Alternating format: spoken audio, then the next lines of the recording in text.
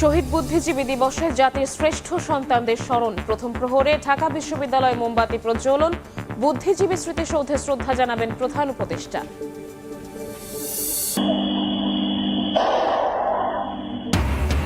গুলিবিদ্ধ ওসমান হাদির অবস্থা কিছুটা উন্নতি হলেও এখনও অত্যন্ত আশঙ্কাজনক। এক সন্দেহভাজনের ছবি প্রকাশ, জড়িতদের ধরতে 50 লাখ টাকা পুরস্কার ঘোষণা। হাদির পরিবারের সঙ্গে প্রধান উপদেষ্টার সাক্ষাৎ, দলগুলোর সঙ্গে বৈঠক। ভোট বানচালে ষড়যন্ত্রকারীদের রুখতে ঐক্যের ডাক। ফায়দা লোটার চেষ্টা দেখছেন তারেক রহমান। সুদানের সীমান্তবর্তী আবেই অঞ্চলে জাতিসংঘ ঘাঁটিতে সন্ত্রাসী হামলা। বাংলাদেশ সেনাবাহিনীর 6 শান্তিরক্ষী নিহত, আহত 8। যুদ্ধ চলমান জানালো আইএসপিআর। এবং টেন্ডারে অনিয়ম, কমিশন বাণিজ্য, অর্থ আত্মসাৎ। দকের মামলার পর বাড়িয়েছেন ঘুষের রেট অতিষ্ঠ ঠিকাদাররা। অদৃশ্য শক্তির বলে নিজ পদে বহাল তবিয়তে এলজিইডির বাচ্চু মিয়া।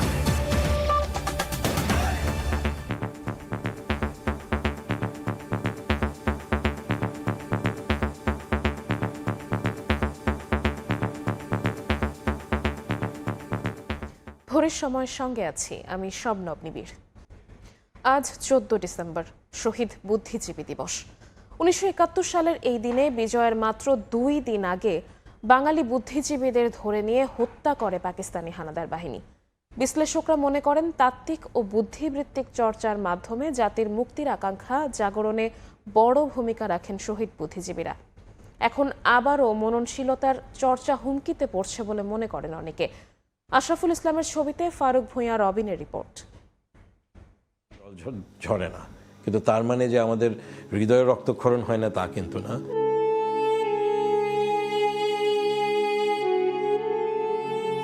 একাত্তরের 14 ডিসেম্বর অগণিত বুদ্ধিজীবীর মতো সেদিন তুলে নেওয়া হয় নাট্যকার, শিক্ষক, অধ্যাপক মনির চৌধুরীকেও। অস্ত্র ঠেকিয়ে সেন্ট্রাল রোডের বাসা থেকে দিবালোকে মাইক্রোবাসে করে অন্তরাল, এরপর নির্মম নির্যাতন করে হত্যা। আমাদের বাবারা তো একটা টার্গেটেড কিলিং এর শিকার। এনাদেরকে তালিকাটা সেই ডিসেম্বরে শুধু না, এটা আরো অনেক আগে পরিকল্পনাটা যৌথভাবে হয়েছে এবং সেটা বাস্তবায়নের জায়গায় সবচেয়ে বেশি জড়িত ছিল এদেশের মানুষরা, যারা তখন পর্যন্ত তারা বিশ্বাস করেছে যে পাকিস্তানের একাত্মতায়, এবং তারা মনে করেছে যে আমাদের বাবারা সেই পাকিস্তানের একাত্মতার ক্ষেত্রে একটা হুমকি স্বরূপ। 1971 সালে মুক্তিযুদ্ধ শুরুর পর থেকে এভাবেই শিক্ষাবিদ, দার্শনিক, সাহিত্যিক, সাংবাদিক, চিকিৎসক সহ বেছে বেছে হত্যা করা হয় সেই সব মেধাবীদের যারা বুদ্ধিবৃত্তিক চর্চার মাধ্যমে বাঙালির মুক্তির লড়াইয়ের ভিত গড়ে দিয়েছিলেন। চূড়ান্ত আঘাত আসে বিজয়ের মাত্র 2 দিন আগে 14 ডিসেম্বর। বাঙালিকে মেধাশূন্য করতে পাকিস্তানি হানাদারদের সেই পরিকল্পনা বাস্তবায়নে প্রধানত দায়ী করা হয় আলবদর সহ বেশ কিছু কিলিং স্কোয়াডকে। ইতিহাসবিদরা মনে করেন 71-এ মুক্তিযুদ্ধ জুড়ে শহীদ হয়েছেন 1000-এর বেশি বুদ্ধিজীবী। 50 দশকে, 60 দশকে লেখক, শিল্পী, শিক্ষক, সাংবাদিক, তারা পাকিস্তানের ভেতরে বৈষম্য, নিপীড়ন, আধিপত্য বিরোধী মানুষের যে মুক্তির সংগ্রাম, সেটাকে তাত্ত্বিকভাবে নিয়ে আসা, সামনে মানুষের মনোজগতে নিয়ে আসা, চৈতন্যের মধ্যে নিয়ে আসার ক্ষেত্রে তাদের অবদানই ছিল মুখ্য।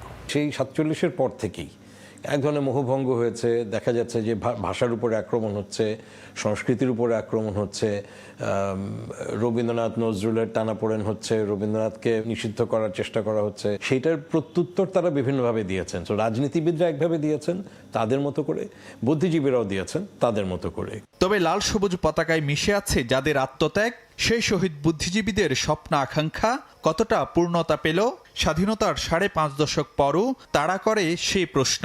তারা স্বপ্ন দেখেছিলেন এমন একটা দেশ যেটা পাকিস্তানের মতো হবে না। পাকিস্তানের মতো হবে না মানে সাম্প্রদায়িকতা থাকবে না, বৈষম্য থাকবে না, স্বৈরশাসন থাকবে না, উন্নয়ন হবে মানুষের জন্য, এরকম একটা দেশের স্বপ্ন দেখেছিলেন তারা। যেটা স্বপ্ন ছিল ওই বুদ্ধিজীবীদের, সেটা পূরণ হয়নি। এখন আমরা দেখতে পাচ্ছি লেখক, শিল্পী, বুদ্ধিজীবীদেরই একটা নিরাপত্তাহীনতা তৈরি হয়েছে। 71 সালে তারা যেরকম একটা হুমকির মধ্যে ছিলেন, এখন আবার সেরকম একটা হুমকির মধ্যে। সাম্প্রদায়িকতা, ধর্মীয় ফ্যাসিবাদ, আবার তার সাথে কর্পোরেট ফ্যাসিবাদ, সব একাকার হয়ে আমাদের সামনে একটা বড় চ্যালেঞ্জ হিসেবে দাঁড়াচ্ছে। তো বাংলাদেশের মানুষ তো এগুলো মোকাবেলা করেই এসছেন, এটাও অবশ্যই মোকাবেলা করবে। বিশ্লেষকরা মনে করেন প্রজন্মের পর প্রজন্মের কাছে আলোর দিশারি হয়ে থাকবেন শহীদ বুদ্ধিজীবীরা। বাঙালির জাতীয় জীবনে এক অপূরণীয় ক্ষতি 71-এ জাতির শ্রেষ্ঠ মেধাবী বুদ্ধিজীবীদের হারানো। যে ক্ষত কখনোই কাটানো সম্ভব নয়। তবে যে স্বপ্ন আর আকাঙ্ক্ষার জন্য লড়ে গেছেন শহীদ বুদ্ধিজীবীরা, তা বাস্তবায়নের মাধ্যমে সম্ভব। তাদের আত্মত্যাগের প্রতি শ্রদ্ধা নিবেদন। ফারুক ভিয়া, রবিন, সময় সংবাদ, রায়ের বাজার শহীদ বুদ্ধিজীবী স্মৃতিসৌধ, ঢাকা। শহীদ বুদ্ধিজীবী দিবসে কিছুক্ষণ পর মিরপুর বুদ্ধিজীবী স্মৃতিসৌধে জাতির সূর্য সন্তানদের প্রতি শ্রদ্ধা জানাবেন প্রধান উপদেষ্টা ডক্টর মোহাম্মদ ইউনূস। এই মুহূর্তে সেখানে আছেন সহকর্মী নাজমুস সালেহী। সরাসরি যাচ্ছি তার কাছে।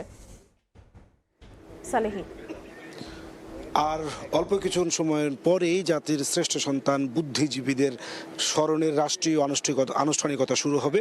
একটু পরেই বাংলাদেশ সরকারের অন্তর্বর্তী সরকারের প্রধান উপদেষ্টা ডক্টর মোহাম্মদ ইউনূস এখানে এসে পুষ্পার্ঘ্য অর্পণের মধ্য দিয়ে জাতির শ্রেষ্ঠ সন্তানদের ফুলের শ্রদ্ধা জানাবেন এবং মহামান্য রাষ্ট্রপতি মোহাম্মদ শাহাবুদ্দিনও এখানে এসে জাতির শ্রেষ্ঠ সন্তান বুদ্ধিজীবীদেরকে শ্রদ্ধা নিবেদন করবেন তাদের স্মৃতির উদ্দেশ্যে।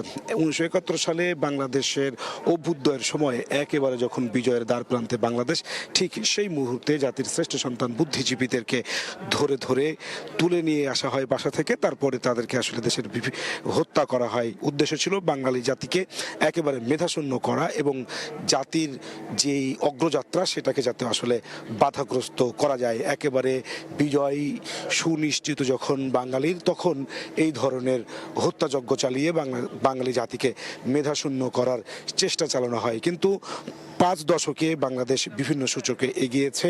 বাংলাদেশের যেই নতুন করে আবার যাত্রা শুরু হয়েছে 2024 সালে, 1971 সালে যে লক্ষ্য উদ্দেশ্য নিয়ে বাঙালি জাতির শ্রেষ্ঠ সন্তানরা বুদ্ধিজীবীরা তারা লড়াই করেছে, বুদ্ধিবৃত্তিক যে লড়াই করেছিলেন একটি মেধা নির্ভর এবং একটি সুখী সমৃদ্ধ বাংলাদেশ গড়তে, ঠিক একই উদ্দেশ্য নিয়ে 2024 সালেও ছাত্র জনতার গণ অভ্যুত্থান হয়েছে।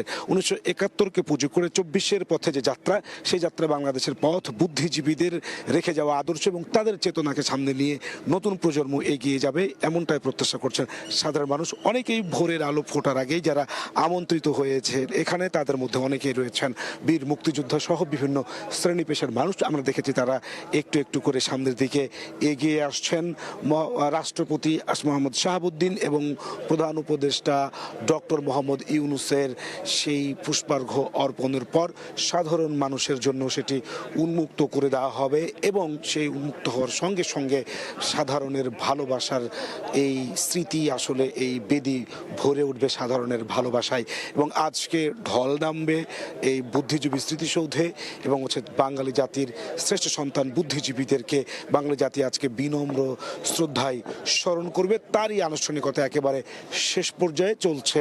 একটু পরেই রাষ্ট্রপতি মোহাম্মদ শাহাবুদ্দিন এবং অন্তর্বর্তী সরকারের প্রধান উপদেষ্টা ডক্টর মোহাম্মদ ইউনূস তাদের এই জাতির সূর্য সন্তান শ্রেষ্ঠ বুদ্ধিজীবীদেরকে ফুলের শ্রদ্ধা অর্পণ করবেন। এই ছিল আমার কাছে এখান থেকে সর্বশেষ। মিরপুর বুদ্ধিজীবী স্মৃতিসৌধ থেকে সরাসরি যুক্ত হয়েছিলেন সহকর্মী নাজমুস সালেহী। ডাকসু নেতারা মহান মুক্তিযুদ্ধ ও শহীদ বুদ্ধিজীবী দিবস ধারণ করছে না বলে মন্তব্য করেছেন ছাত্রদল সাধারণ সম্পাদক নাসির উদ্দিন নাসির।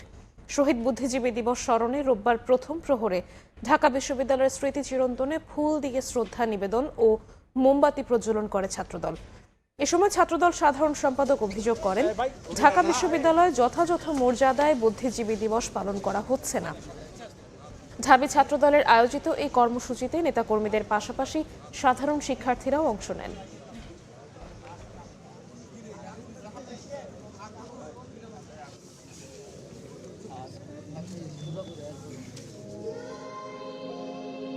বিশ্ববিদ্যালয়ে গত 5 দশকে অর্থাৎ স্বাধীনতার পরে এবারে আপনি দেখবেন এই যে শহীদ বুদ্ধিজীবীর যে আয়োজন অথবা বিজয় দিবসের যে আবহ থাকে, সেটি কিন্তু ঢাকা বিশ্ববিদ্যালয় পরিবার এটি পালন করতে অথবা এটি ধারণ করতে শতভাগভাবে ব্যর্থ হয়েছে বলে আমরা মনে করি।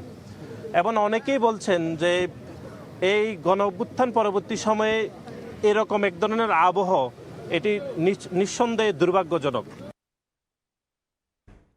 গুলিবিদ্ধ শরীফ ওসমান হাদির অবস্থার কিছুটা উন্নতি হলেও এখনও অত্যন্ত আশঙ্কাজনক। এভারকেয়ারের সিসিইউতে তার চিকিৎসা চলছে বলে এক বিবৃতিতে জানিয়েছে মেডিকেল বোর্ড। এদিকে হামলায় অংশ নেয়া একজনের ছবি প্রকাশ করেছে ডিএমপি। হামলায় জড়িতদের দলীয় পরিচয় আছে কিনা চলছে তদন্ত। হামলাকারীদের ধরতে 50 লক্ষ টাকা পুরস্কার ঘোষণা করেছেন স্বরাষ্ট্র উপদেষ্টা। ইনকিলাব মঞ্চের মুখপাত্র শরীফ ওসমান হাদি ঢাকা ৮ আসনে প্রথম থেকেই স্বতন্ত্র প্রার্থী হিসেবে ছুটে বেরিয়েছেন অলিগলি। গুলিবিদ্ধ হয়ে মুমূর্ষু অবস্থায় আছেন এভার কেয়ার হাসপাতালের সিসিইউতে। বিকেলে এক বিবৃতিতে মেডিকেল বোর্ড জানায়, হাদির শারীরিক অবস্থা কিছুটা স্থিতিশীল হলেও সার্বিক অবস্থা অত্যন্ত আশঙ্কাজনক। কিডনির কার্যক্ষমতা ফিরে এসেছে, ভেন্টিলেশন সাপোর্ট অব্যাহত রাখা হবে বলেও জানানো হয়েছে। এদিকে ওসমান হাদিকে গুলির ঘটনায় সন্দেহভাজন একজনকে শনাক্ত করেছে ঢাকা মেট্রোপলিটন পুলিশ। সন্দেহভাজন ব্যক্তির ছবি প্রকাশ করে তার বিষয়ে তথ্য চেয়ে বিজ্ঞপ্তি দিয়েছে ডিএমপি। সংশ্লিষ্ট এলাকার সিসিটিভি ফুটেজ বিশ্লেষণ করে প্রাথমিকভাবে একজনকে আমরা শনাক্ত করতে সক্ষম হয়েছি এবং তার সম্পর্কে বিস্তারিত তথ্য সংগ্রহের কাজ চলমান রয়েছে। এখানে আরো কারা কারা জড়িত বা তাদের ভূমিকা কি ছিল সেগুলো আমরা পর্যালোচনা করছি। আমরা প্রাইম টার্গেটকে খুঁজতেছি এবং আপনারা বাই দিস টাইম নামও জেনে গেছেন। এখনো 24 ঘন্টা পার হয় নাই, হোপফুলি আমরা এটা হিট করতে পারবো। ইগনোর করা হয়। এদিকে জড়িতদের ধরতে 50 লাখ টাকা পুরস্কার ঘোষণা করেন স্বরাষ্ট্র উপদেষ্টা। সচিবালয়ে তিনি জানান, হাদির উপর হামলার ঘটনা নির্বাচন বাধাগ্রস্ত করার অপপ্রয়াস। প্রার্থীরা নিরাপত্তার জন্য আগ্নেয়াস্ত্রের লাইসেন্স চাইলে দেয়া হবে বলেও জানান উপদেষ্টা। ওসমান হাদির গুলিবিদ্ধর সাথে যারা জড়িত তাকে যদি কেউ ধরে দিতে পারে তার জন্য সরকার 50 লক্ষ টাকা পুরস্কার ঘোষণা করেছে। ওসমান হাদির উপর আক্রমণের ঘটনা আসন্ন জাতীয় সংসদ নির্বাচনকে বাধাগ্রস্ত করার অপপ্রয়াস বলে আমরা মনে করি। আওয়ামী লীগের দুষ্কৃতিকারীদের দমনে শিগগিরই অপারেশন ডেভিল হান্ট ফেজ 2 শুরু হবে বলেও জানান স্বরাষ্ট্র উপদেষ্টা। আইন শৃঙ্খলা সংক্রান্ত সাইফুল রুদ্র, সময় সংবাদ, ঢাকা। শরীফ ওসমান হাদির উপর হামলার ঘটনায় ফ্যাসিবাদ বিরোধী রাজনৈতিক দলগুলোর সঙ্গে বৈঠক করেছেন প্রধান উপদেষ্টা। বৈঠকে সব দলকে ঐক্য ধরে রাখার আহ্বান জানান ডক্টর ইউনূস। বিএনপির স্থায়ী কমিটির সদস্য সালাউদ্দিন আহমদ বলেন, পতিত শক্তিকে রুখতে ঐক্যবদ্ধ থাকার প্রতিশ্রুতি দিয়েছে দলগুলো। আওয়ামী লীগ হামলার পথ বেছে নিয়েছে অভিযোগ করে আজকের মধ্যে হামলাকারীদের গ্রেফতারের দাবি জানান এনসিপি আহ্বায়ক নাহিদ ইসলাম। চলমান পরিস্থিতি ও রাজনৈতিক দিক নিয়ে আলোচনা করতে শনিবার বেলা 11টার দিকে রাজনৈতিক দলগুলোর সঙ্গে আলোচনায় বসেন প্রধান উপদেষ্টা। রাষ্ট্রীয় অতিথি ভবন যমুনায় বিএনপির স্থায়ী কমিটির সদস্য সালাউদ্দিন আহমেদ, জামায়াতের সেক্রেটারি জেনারেল মিয়া গোলাম পরওয়ার ও এনসিপির আহ্বায়ক নাহিদ ইসলাম নিজ নিজ দলের নেতৃত্ব দেন। এ সময় জাতীয় নির্বাচন সফল ও নিরাপত্তা নিশ্চিতে দলগুলোর সহায়তা কামনা করেন ডক্টর মোহাম্মদ ইউনূস। পরে সালাউদ্দিন আহমেদ সাংবাদিকদের বলেন, যারা নির্বাচন বানচাল করতে চায় তারাই হামলা চালিয়েছে শরীফ ওসমান হাদির ওপর। এদের প্রতিহত করতে আহ্বান জানান ফ্যাসিবাদ বিরোধী সব পক্ষের ঐক্যবদ্ধ হওয়ার। আমরা ফ্যাসিবাদ বিরোধী জাতীয় ঐক্যকে অটুট রাখবো, এই জায়গায় আমাদের কোনো আপোষ নাই। যারা বাংলাদেশে নির্বাচন চায় না, শক্তিশালী বা রাষ্ট্র বিনির্মাণের বিপক্ষে যারা, প্রকৃতপক্ষে গণতন্ত্রের বিরুদ্ধে শক্তি, তাদেরই এই কাজ। তারা বাংলাদেশেও আছে এবং বাংলাদেশের বাইরেও আছে। পতিত ফ্যাসিবাদকে অবশ্যই আমরা এই বার্তা দিতে চাই, এই জাতীয় কোনো ধরনের হামলা করে বাংলাদেশের গণতান্ত্রিক উত্তরণকে বাধাগ্রস্ত করতে পারবে না, প্রতিহত করতে পারবে না। পতিত আওয়ামী লীগ হামলার পথ বেছে নিয়েছে বলে অভিযোগ করেন এনসিপির আহ্বায়ক নাহিদ ইসলাম। ঐক্যবদ্ধভাবে প্রতিরোধ করতে না পারলে এমন আরও ঘটার শঙ্কা তার। আওয়ামী লীগ যেই ষড়যন্ত্র ছক আঁকছে নির্বাচনকে ঘিরে, সেটার একটা শুরু বলা যেতে পারে। ফলে এই ধরনের পরিবেশকে আমরা কিভাবে একত্রে মোকাবেলা করব এবং সেটার জন্য যেই ফ্যাসিবাদ বিরোধী জাতীয় ঐক্য প্রয়োজন, সেটা যাতে অটুট থাকে। 2-1 দিনের মধ্যেই ইনকিলাব মঞ্চের আয়োজনে জাতীয় সন্ত্রাস বিরোধী প্রতিরোধ মঞ্চ গঠিত হবে। সেখানে সকল রাজনৈতিক দল অংশ নেবে বলেও জানান নেতারা। নির্বাচনকে সুষ্ঠুভাবে আমাদেরকে করতে হবে। নাজমুস সালেহী, সময় সংবাদ, ঢাকা। হাদির উপর হামলাকারীদের 48 ঘন্টার মধ্যে গ্রেফতার না করলে 15 ডিসেম্বর সরকারের বিরুদ্ধে বৃহত্তর আন্দোলনের হুঁশিয়ারি দিয়েছে ইনকিলাব মঞ্চ। একই সঙ্গে কেন্দ্রীয় শহীদ মিনারে সর্বদলীয় প্রতিরোধ সমাবেশের ডাক দেওয়া হয়। এদিকে এই হামলাকে নির্বাচন বানচালের অপচেষ্টার অংশ বলছেন নেতারা। ওসমান হাদির উপর হামলার প্রতিবাদে শনিবার দুপুরে শাহবাগে সমাবেশ করে ইনকিলাব মঞ্চ। অংশ নেন সংগঠনটির নেতাকর্মী সহ বিভিন্ন সামাজিক ও রাজনৈতিক দলের নেতারা। হাদির এমন পরিণতি রাজনৈতিক সামগ্রিক ব্যর্থতা বলে মনে করেন এনসিপি নেতা হাসনাত আব্দুল্লাহ। এছাড়া জুলাই আন্দোলন থেকে শুরু করে রাজনৈতিক মাঠে ওসমান হাদির কৃতিত্ব তুলে ধরেন বক্তারা। ইন্ডিয়ার আধিপত্য এই বাংলাদেশে কোন ফর্মেই, কোন ব্যক্তির মাধ্যমে, কোন ইনস্টিটিউশনের মাধ্যমে, তথ্যজীবীর মাধ্যমে, পেশাজীবীর মাধ্যমে এই বাংলাদেশে কোনদিন আর ঢুকবে না। রাজনৈতিক সুশীলরা শত্রুকে বন্ধু হিসেবে পরিচয় করেছে বলে মন্তব্য করে এবি পার্টির সাধারণ সম্পাদক ব্যারিস্টার ফুয়াদ বলেন, আবারও দেশকে দিল্লির কাছে বেচে দেওয়ার নাটক চলছে। এ সময় ইনকিলাব মঞ্চের পৃষ্ঠপোষক ও আমার দেশ পত্রিকার সম্পাদক মাহমুদ রহমান আগামী 15 ডিসেম্বর শহীদ মিনারে সর্বদলীয় প্রতিরোধ সমাবেশের ডাক দেন। গণ অভ্যুত্থানের সাথে বেইমানি করে বাংলাদেশকে আবার নতুন করে দিল্লির কাছে বেচে দেবে সেই নাটক মঞ্চস্থ চলছে। হত্যা করার যারা চেষ্টা করেছে আততায়ীদের, তাদেরকে গ্রেফতার করতে না পারে তাদের 15 তারিখ শহীদ মিনার থেকে এই ইন্টারিমের বিরুদ্ধে আমরা বৃহত্তর আন্দোলন। পরে একটি প্রতিবাদ মিছিল বের হয়। মিছিলটি শাহবাগ থেকে শুরু হয়ে টিএসসি ঘুরে আবারও শাহবাগে গিয়ে শেষ হয়। স্বপন আহমেদ, সময় সংবাদ, ঢাকা। নির্বাচন কঠিন করে তুলতে ঢাকা ও চট্টগ্রামে গুলির ঘটনার মাধ্যমে ফায়দা লোটার চেষ্টা হচ্ছে বলে মন্তব্য করেছেন বিএনপির ভারপ্রাপ্ত চেয়ারম্যান তারেক রহমান। বিএনপির দেশ গড়ার পরিকল্পনা শীর্ষক কর্মসূচিতে তিনি আরও বলেন, নির্বাচনের দাবিতে ঐক্যবদ্ধ না হলে ধ্বংস হবে দেশ।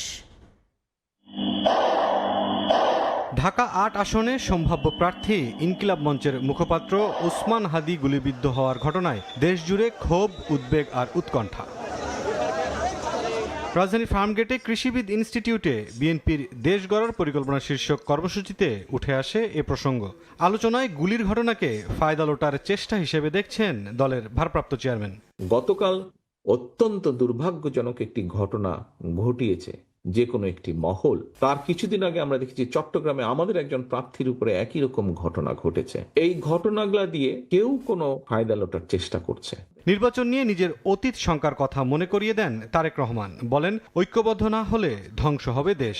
যে কথাটি আমি 100 বছর আগে বলেছিলাম যে নির্বাচন অত সহজ হবে না, ষড়যন্ত্র কিন্তু থেমে নেই। গতকালকের ঘটনা, চট্টগ্রামে আমাদের প্রার্থীর উপরে গুলিবর্ষণের ঘটনা, এই সব কিছু নিয়ে কিন্তু প্রমাণিত হচ্ছে যে যা আমি বলছিলাম তা কিন্তু সত্য হচ্ছে আস্তে আস্তে। আমরা যদি নিজেরা ঐক্যবদ্ধ না হই সহকর্মীবৃন্দ, এই দেশ ধ্বংস হয়ে যাবে। যে কোনো মূল্যে নির্বাচন হতে হবে। এই পরিস্থিতি যত আমরা তৈরি করব, ষড়যন্ত্রকারীরা তত পিছু হতে বাধ্য হবে। সকালে কর্মসূচির উদ্বোধনী সেশনে যে কোনো অজুহাতে মব তৈরি করে অস্থিতিশীলতা তৈরির চেষ্টা চলছে বলে মন্তব্য করেন বিএনপির স্থায়ী কমিটির সদস্য আমির খসরু মাহমুদ চৌধুরী। একটু ভিন্ন রাজনীতি আমরা দেখতে পাচ্ছি, সেটা হচ্ছে মবক্রেসির রাজনীতি। মুশতারিন হক জুনায়েদ, সময় সংবাদ, ঢাকা। হাদির উপর হামলা বিচ্ছিন্ন ঘটনা নয়, বরং বৃহৎ চক্রান্তের অংশ বলে মন্তব্য করেছেন বিএনপির স্থায়ী কমিটির সদস্য মির্জা আব্বাস।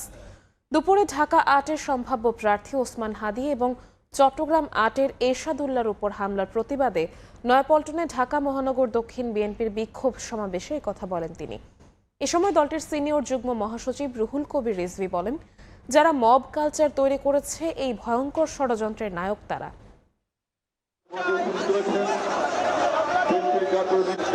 ঢাকা ৮-এর সম্ভাব্য স্বতন্ত্র প্রার্থী ওসমান হাদি এবং চট্টগ্রাম ৮-এর বিএনপি প্রার্থী এরশাদুল্লাহর উপর গুলিবর্ষণ এবং হামলার প্রতিবাদে ঢাকার রাজপথে বিএনপির প্রার্থীরা।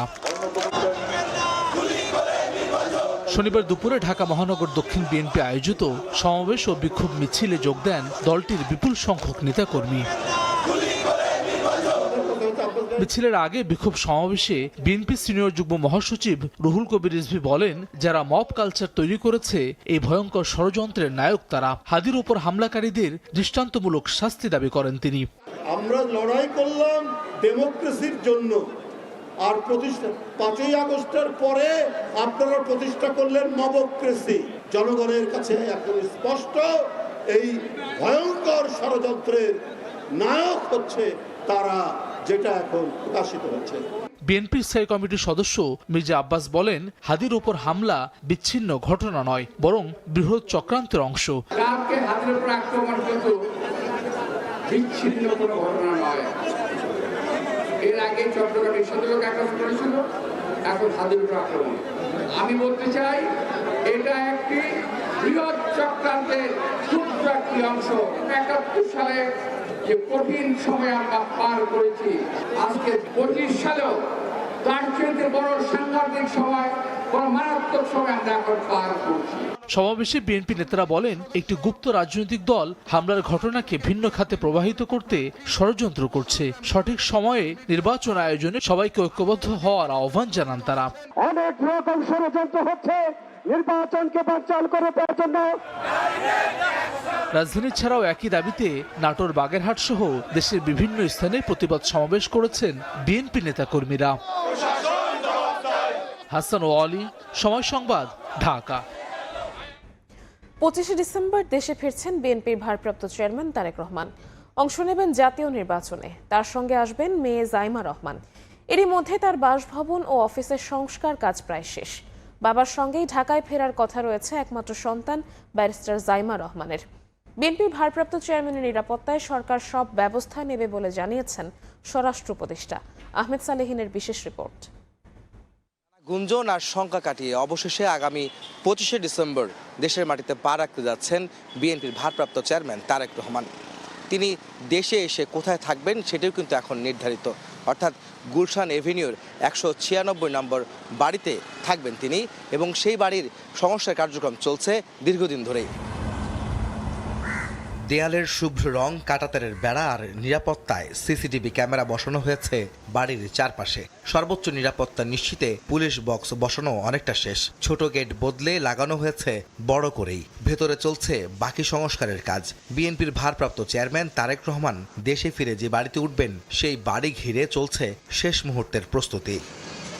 বিএনপির মিডিয়া সেলের সদস্য আতিকুর রহমান রুমন জানান, গুলশান এভিনিউয়ের 196 নম্বর বাড়ি প্রায় প্রস্তুত। কোনো কারণে পুরোপুরি প্রস্তুত না হলে পাশেই মায়ের ভাড়া বাসা ফিরোজায় উঠবেন তারেক রহমান। সারা বাংলাদেশ থেকে লক্ষ কোটি মানুষ তাকে এক নজর দেখার জন্য কিভাবে স্বতঃস্ফূর্ত তাকে স্বাগত জানাবেন আপনারা দেখলে বুঝবেন। বাড়ির কাজ প্রস্তুত করা হচ্ছে। 25 তারিখের মধ্যে নাও হয় তাহলে ওনার মা যে ফিরোজায় থাকেন, ফিরোজায় থাকারও ব্যবস্থা আছে। দেশে ফিরে বিএনপি চেয়ারপারসনের গুলশান কার্যালয়ে অফিস করবেন তারেক রহমান। 86 নম্বর রোডের কার্যালয়ে নিরাপত্তা বাড়ানো সহ এখানকার সংস্কার কাজও প্রায় শেষ পর্যায়ে।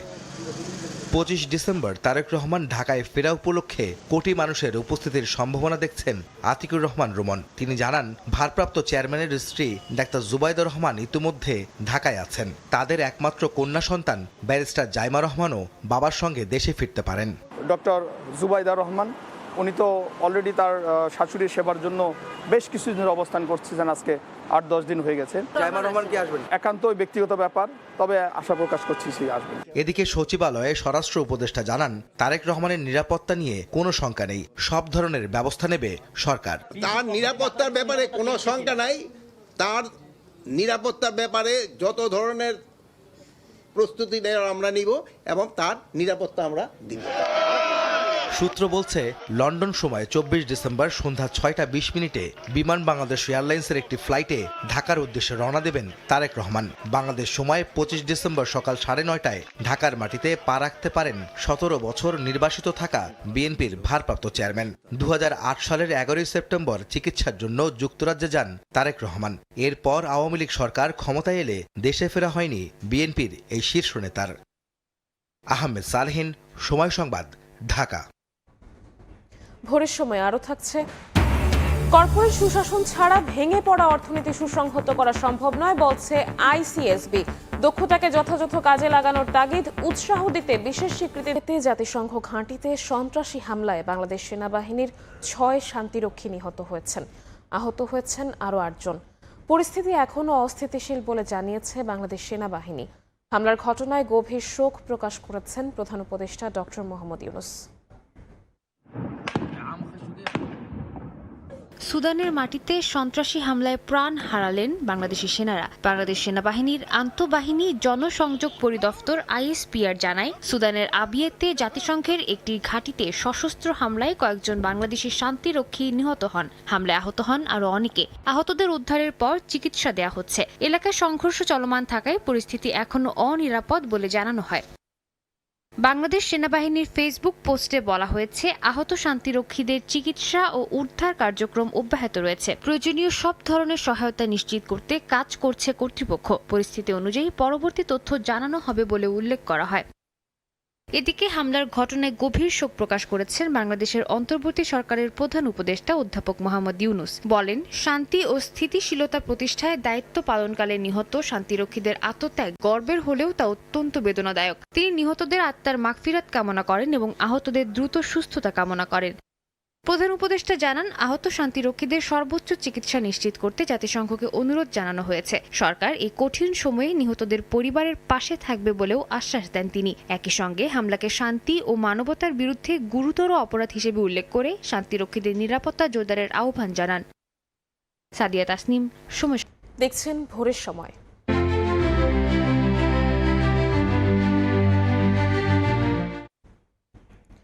ত্রয়োদশ জাতীয় সংসদ নির্বাচনকে সামনে রেখে নির্বাচনী মাঠে ব্যস্ত প্রার্থীরা। দিনাজপুর 1 আসনে প্রতিদ্বন্দ্বী 2 প্রার্থীর মধ্যে চলছে প্রচারণার ভিন্ন ভিন্ন কৌশল। দিনরাত সমানে ছুটছেন ভোটারের কাছে, দিচ্ছেন নানা প্রতিশ্রুতি। গোলাম নবী দুলালের তথ্য ও মঞ্জিত আলম শিমুলের ছবি নিয়ে রিপোর্ট। দুর্নীতিমুক্ত বীরগঞ্জকে আরো গড়ে তুলব। আমরা একটা ইপিজেড প্রতিষ্ঠার চেষ্টা করব। হাজার হাজার তরুণ প্রজন্মের কর্মসংস্থান নিশ্চিত করা যাবে। মানুষের মৌলিক চাহিদাকে মৌলিক অধিকারে পরিণত করার চেষ্টা করব।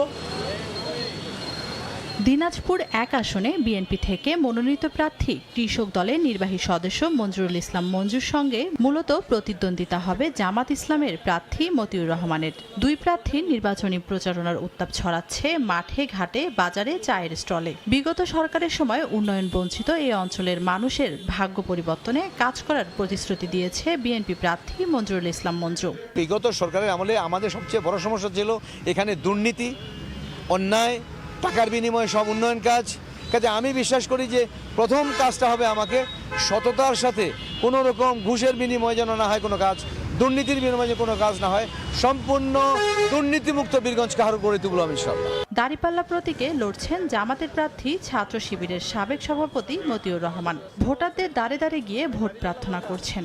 দুর্নীতিমুক্ত সমাজ গড়তে সকলকে নিয়ে কাজ করার প্রতিশ্রুতি তার। তরুণ প্রজন্মের কর্মসংস্থান নিশ্চিত করার জন্য এই এলাকায় আমরা একটা ইপিজেড প্রতিষ্ঠার চেষ্টা করব। কৃষকদের তাদের সারের সংকট প্রকট, আমরা এই সংকটটা যেন আর না হয় সে ব্যবস্থাপনা ঢেলে সাজাবো।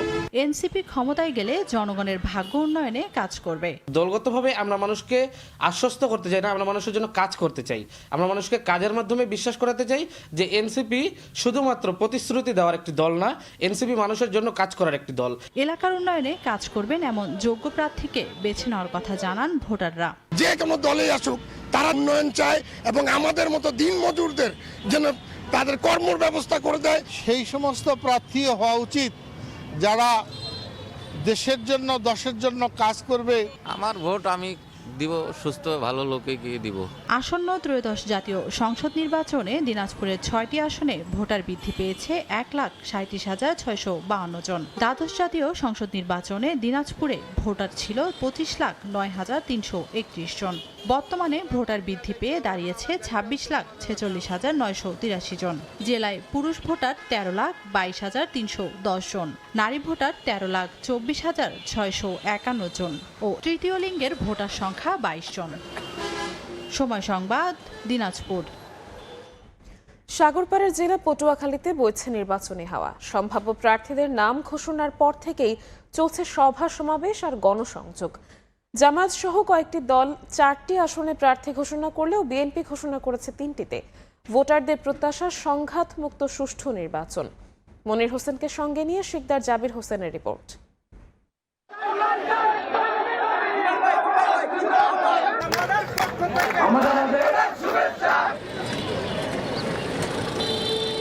সাগরপাড়ের জেলা পটুয়াখালীতে দিন দিন তীব্র হচ্ছে ভোটের উত্তাপ। রাজনৈতিক দলগুলোর মনোনয়ন ঘোষণার পর থেকেই প্রার্থীরা নেমে পড়েছেন মাঠে। দলীয় কর্মসূচির পাশাপাশি চলছে উঠান বৈঠক, মতবিনিময় ও গণসংযোগ। জেলার 4টির মধ্যে 3টি আসনে প্রার্থী চূড়ান্ত করেছে বিএনপি। পটুয়াখালী 1 আসনে মনোনয়ন পাওয়ার পর থেকে প্রচারে ব্যস্ত সময় কাটাচ্ছেন দলটির ভাইস চেয়ারম্যান ও সাবেক স্বরাষ্ট্রমন্ত্রী আলতাফ হোসেন চৌধুরী। পটুয়াখালী 2-এ ধানের শীষের কাণ্ডারি সাবেক এমপি শহীদুল আলম তালুকদার। আর পটুয়াখালী 4-এ দলের প্রশিক্ষণ বিষয়ক সম্পাদক এবিএম মোশাররফ হোসেন। আগামী নির্বাচনটাকে আমি মনে করি এটা একটা আমাদের জন্য একটা ঈদের মতো আনন্দ ঘন পরিবেশ হবে। সম্মিলিতভাবে ঐক্যবদ্ধভাবে নির্বাচন করতে পারি তাহলে পটুয়াখালীতে ভালো রেজাল্ট করার আমাদের যথেষ্ট সম্ভাবনা আছে। জামায়াতে ইসলামী 4টি আসনেই আগেভাগে প্রার্থী ঘোষণা করেছে। শুরু থেকেই প্রচারেও সক্রিয়। পটুয়াখালী 2 আসনে মাঠে রয়েছেন ছাত্র শিবিরের সাবেক সভাপতি ডক্টর শফিকুল ইসলাম মাসুদ। বাকি 3 আসনেও মনোনীত প্রার্থীরা নিয়মিত গণসংযোগ চালিয়ে যাচ্ছেন। আমি মনে করি 4টা আসনেই আমাদের সম্ভাবনাময় চ্যালেঞ্জ আছে, আমরা সেই চ্যালেঞ্জগুলো সামনে নিয়ে কাজ করছি, আমরা ভালো করতে পারবো। এদিকে গণ অধিকার পরিষদের সভাপতি নুরুল হক নূর প্রার্থী হয়েছেন পটুয়াখালী 3 আসনে। জোট হলে বিএনপির কাছ থেকে আসনটি পাওয়ার সম্ভাবনা রয়েছে। গণ অধিকার পরিষদের পক্ষে ভিপি নূরের পক্ষে একটা গণজোয়ার তৈরি হয়েছে, সুতরাং তারা দলের প্রতিনিধি হিসেবে তাদের হয়তো নির্বাচন করা লাগলেও অন্যান্য দলও এটাতে নীতিগতভাবে আমাকে সমর্থন করার বিষয়ে তাদের একটা ইতিবাচক দৃষ্টিভঙ্গি আমি লক্ষ্য করেছি। আর এনসিপির কেন্দ্রীয় কমিটির যুগ্ম আহ্বায়ক মুজাহিদুল ইসলাম শাহিন লড়বেন পটুয়াখালী 2 আসন থেকে। আলোচনা রয়েছে জোট গঠিত হলে পটুয়াখালী 4 আসনে ইসলামী দলগুলোর একক প্রার্থী হতে পারেন ইসলামী আন্দোলনে যোগ দেয়া বিএনপির সাবেক এমপি মোস্তাফিজুর রহমান। ভোটারদের প্রত্যাশা সংঘাতমুক্ত সুষ্ঠু নির্বাচন। আমরা চাই সে জয়ী হওয়ার মাধ্যমে দেশের উন্নয়ন করুক, দেশের মানুষের কর্মক্ষম মানুষ যাতে সুষ্ঠু সুন্দরভাবে থাকতে পারবে, আমরা সেটাই চাই। একসাথে আমরা ভালো থাকি, ভালো চলি, এটাই চাই আর কি। যেই নেতা গরিবের দিকে তাকাইবে আমরা তাকেই চাই। 8টি উপজেলা নিয়ে গঠিত পটুয়াখালী জেলায় মোট ভোটার 14,89,000। গত 2 বছরে প্রায় 80,000 নতুন ভোটার যুক্ত হয়, পাল্টে গেছে নির্বাচনী সমীকরণ। তাই এবার তরুণরাই টার্গেট সব দলের। শিকদার জাবির হোসেন, সময় সংবাদ, পটুয়াখালী। গাজীপুরের অলিগলি ছেয়ে গেছে নির্বাচনী ব্যানার ফেস্টুনে। প্রচারণায় ব্যস্ত সময় পার করছেন প্রার্থীরা। ভোটারদের দিচ্ছেন নানা প্রতিশ্রুতি। বিশেষ কোনো দল কিংবা প্রতীককে নয়, সৎ যোগ্য প্রার্থীকে নির্বাচিত করার ঘোষণা সাধারণ মানুষের। জুনাদ রুবেলের ক্যামেরায় মেহেদি হাসানের রিপোর্ট।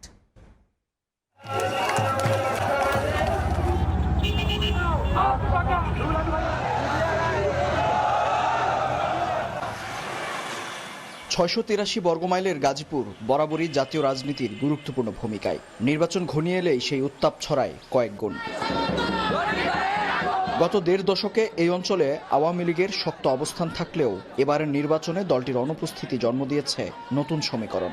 বিএনপি, এনসিপি ও ইসলামী দলগুলো একদিকে যেমন মাঠ গোছাচ্ছে, তেমনি সুযোগ খুঁজছে স্বতন্ত্র প্রার্থীরাও।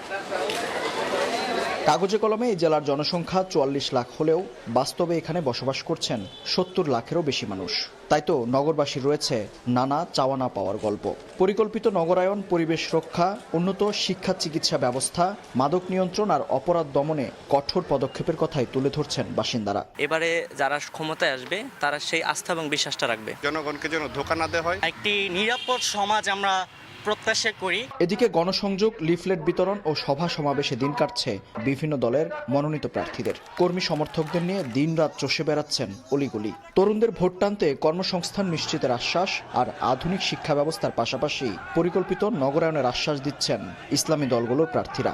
গণ অভ্যুত্থানে বিশেষ ভূমিকা রাখা নতুন দল জাতীয় নাগরিক পার্টি অবশ্য জুলাই আন্দোলনের মতো তরুণ নেতৃত্বের উপর আস্থা রাখার বার্তাই দিচ্ছেন। আমরা নির্বাচিত হলে মালিক এবং শ্রমিকদের মধ্যে সুসম্পর্ক বজায় রেখে এই শ্রমিকদেরকে আমরা নিরাপদ একটি বাসস্থান হিসেবে গড়ে তুলব। তরুণরা বাংলাদেশ জামাত ইসলামীকে সাপোর্ট দিচ্ছে, সাপোর্ট আরো বেশি করে দেয়, তাহলে আমরা সেটা সক্ষম হবে দেশের যুবকদের বেকারত্ব দূর করতে ইনশাআল্লাহ। তারুণ্যের প্রতি যারা ভরসা রেখেছিল, তারুণ্য তাদেরকে ভালো কিছু উপহার দিয়েছে। যদি তারা সামনে আসে, তারা যেমন একইভাবে দুর্নীতি মুক্ত থাকবেন, একই সাথে তারা শিক্ষিত মার্জিতভাবে বাংলাদেশকে উপস্থাপন করতে পারবেন। বিএনপির একাধিক হেভিওয়েট নেতা থাকায় এখানকার বেশ কয়েকটি আসনে রয়েছে নানা জটিলতা। তাই তো দলীয় কোন্দল ভুলে নেতাকর্মীদের ঐক্যবদ্ধ রাখার প্রচেষ্টায় কাজ করছেন মনোনীত প্রার্থীরা। সেই সঙ্গে শিল্পাঞ্চলকে শ্রমিক বান্ধব করার পাশাপাশি দলের ঘোষিত 31 দফার গুরুত্ব তুলে ধরছেন তারা। 31 দফার পক্ষে মানুষজনের সমর্থন রয়েছে এবং সেটাও আমরা ঘরে ঘরে পৌঁছে দেওয়ার চেষ্টা করছি।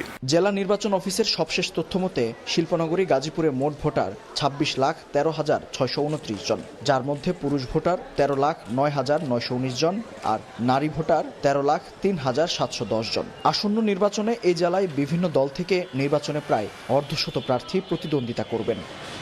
অবকাঠামোগত নানা উন্নয়ন হলেও গড়ে ওঠেনি পরিকল্পিত নগরায়ন। তাই তো নগরবাসীর প্রত্যাশা আসছে নির্বাচনের মধ্য দিয়ে অবসান ঘটবে সকল অপেক্ষার। মেহেদী হাসান, সময় সংবাদ, গাজীপুর। বেগম রোকেয়া পদক জয়ীদের সংবর্ধনা দিয়েছেন প্রধান উপদেষ্টা ডক্টর মোহাম্মদ ইউনূস। শনিবার সন্ধ্যায় রাষ্ট্রীয় অতিথি ভবন যমুনায় তাদের সংবর্ধনা দেয়া হয়। অনুষ্ঠানে যোগ দেন এবছর বেগম রোকেয়া পদক জয়ী রুবহানা রাকিব, নাবিলা ইদ্রিস, কল্পনা আক্তার ও ঋতুপর্ণা চাকমা। অনুষ্ঠানে রোকেয়া পদক জয়ী 4 জনকে গ্রামীণ নারীদের অর্থনৈতিক সংগ্রাম ও তাদের জীবনযাত্রা নিয়ে নিজের লেখা বই উপহার দেন প্রধান উপদেষ্টা। এ সময় নারী ও শিশু মন্ত্রণালয়ের উপদেষ্টা শারমিন এস মুর্শিদ, এসডিজি বিষয়ক মুখ্য সমন্বয়ক লামিয়া মোর্শেদ, নারী ও শিশু বিষয়ক মন্ত্রণালয়ের সিনিয়র সচিব মমতাজ আহমেদ উপস্থিত ছিলেন। দুদকের জালে ধরা পড়ায় ঘুষের রেট আরও বাড়িয়েছেন স্থানীয় সরকার প্রকৌশল অধিদপ্তর এলজিইডি ঢাকা আঞ্চলিক কার্যালয়ের নির্বাহী প্রকৌশলী বাচ্চু মিয়া। জানিয়ে অতিষ্ঠ ঠিকাদাররা। টেন্ডারে অনিয়ম, ঘুষ দাবি, স্বজনপ্রীতি ও কমিশন বাণিজ্যের প্রমাণও মিলেছে সময় সংবাদের অনুসন্ধানে। তবে অদৃশ্য শক্তির বলে ধরাকে সরা জ্ঞান করে স্বপদে বহাল তবিয়তেই আছেন এলজিইডির বাচ্চু। M A আজিমের report. স্থানীয় সরকার প্রকৌশল অধিদপ্তর এলজিইডির ঢাকা আঞ্চলিক কার্যালয়কে ঘুষ দুর্নীতির স্বর্গরাজ্য বানিয়েছেন নির্বাহী প্রকৌশলী বাচ্চু মিয়া।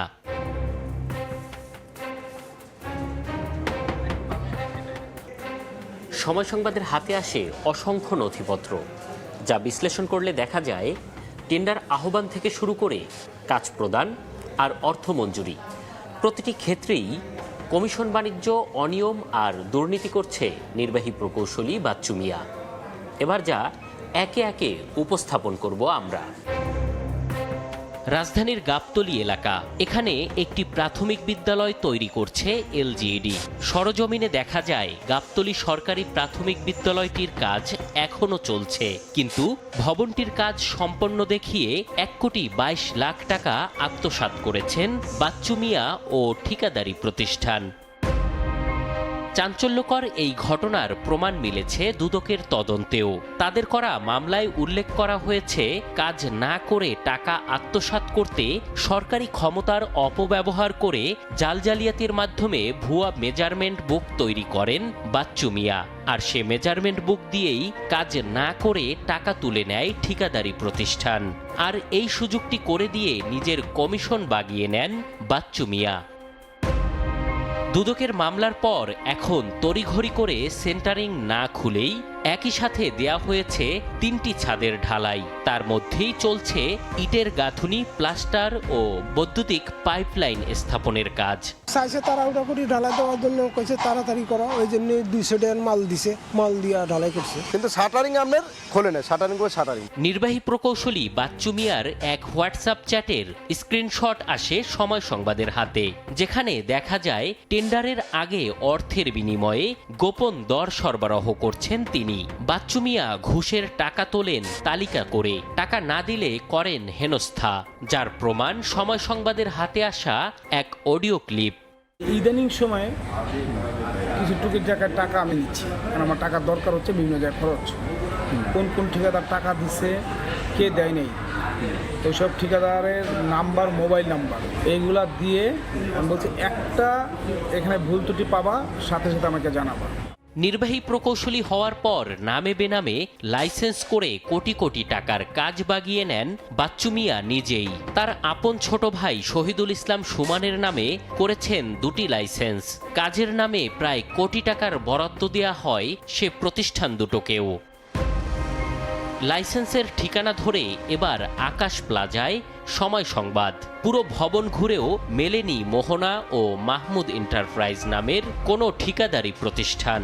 মানে অস্তিত্বহীন প্রতিষ্ঠানের নামে প্রায় কোটি টাকা বরাদ্দ দেয়া হয়েছে তার আপন ছোট ভাই শহীদুল ইসলামকে। কিভাবে কি কাগজপত্র জোগাড় করছে জানি না, এটা যেহেতু একটা কমার্শিয়াল বিল্ডিং, এই বিল্ডিংয়ের অনেক লোকেই এটার অ্যাড্রেসটা ব্যবহার করে লাইসেন্স করছে তারা। দুদকের জালে ধরা পড়ায় এখন ঘুষের রেট বাড়িয়েছেন বাচ্চু মিয়া, জানিয়ে অতিষ্ঠ ঠিকাদাররা। দুদকের অভিযোগের পরে উনি আরো বেশি ব্যাপারা হয়ে গেছে, যেমন প্রতিটা ঠিকাদার থেকে অগ্রিম কমিশন বাবদ টাকা নেওয়া। এবার এত সব অভিযোগের বিষয়ে কথা বলতে বাচ্চু মিয়ার মুখোমুখি হতে চাই আমরা। এলজিইডি ভবনে গেলে সময় সংবাদের ক্যামেরা দেখে আঁতকে ওঠেন তিনি। বাচ্চু মিয়ার লোকজন বন্ধ করে দেয় ক্যামেরা। দুদকের তদন্তে দুর্নীতির প্রমাণ পাওয়ার পরেও অদৃশ্য শক্তির বলে স্বপদে বহাল আছেন নির্বাহী প্রকৌশলী বাচ্চু মিয়া। শাস্তি বলতে স্থানীয় সরকার প্রকৌশল অধিদপ্তর থেকে 3 সদস্যের একটি তদন্ত কমিটি করা হয়েছে বাচ্চুর বিরুদ্ধে। তবে কথা ছিল 7 দিনের মধ্যে তদন্ত রিপোর্ট দেবে কমিটি, কিন্তু 4 মাসেও আলোর মুখ দেখেনি তদন্ত রিপোর্ট। এম এ আজিম, সময় সংবাদ, ঢাকা। গোপালগঞ্জের সহকারী ভূমি কর্মকর্তার বিরুদ্ধে অনিয়ম ও দুর্নীতির অভিযোগ এনে মানববন্ধন হয়েছে। শনিবার সকালে মুকসুদপুরের জলিরপাড় বাসস্ট্যান্ড এলাকায় এ কর্মসূচি পালন করেন ভুক্তভোগী সহ এলাকাবাসী। তাদের অভিযোগ, দীর্ঘ 40 বছর ধরে সরকারি ডিসিআর নিয়ে ব্যবসা করে আসছিলেন কয়েকজন ব্যবসায়ী। সড়ক প্রশস্ত করায় তাদের দোকান ঘরগুলো সরিয়ে নেওয়া হয়। পরে পাশের জমিতে বালু ভরাট করে স্থানীয় ব্যবসায়ীদের বরাদ্দ দেওয়ার কথা থাকলেও সহকারী ভূমি কর্মকর্তা রিমন বিশ্বাস মোটা অঙ্কের টাকা ঘুষ নেন। এরপরও জমি বরাদ্দ না দেওয়ায় ক্ষোভ প্রকাশ করেন ভুক্তভোগীরা।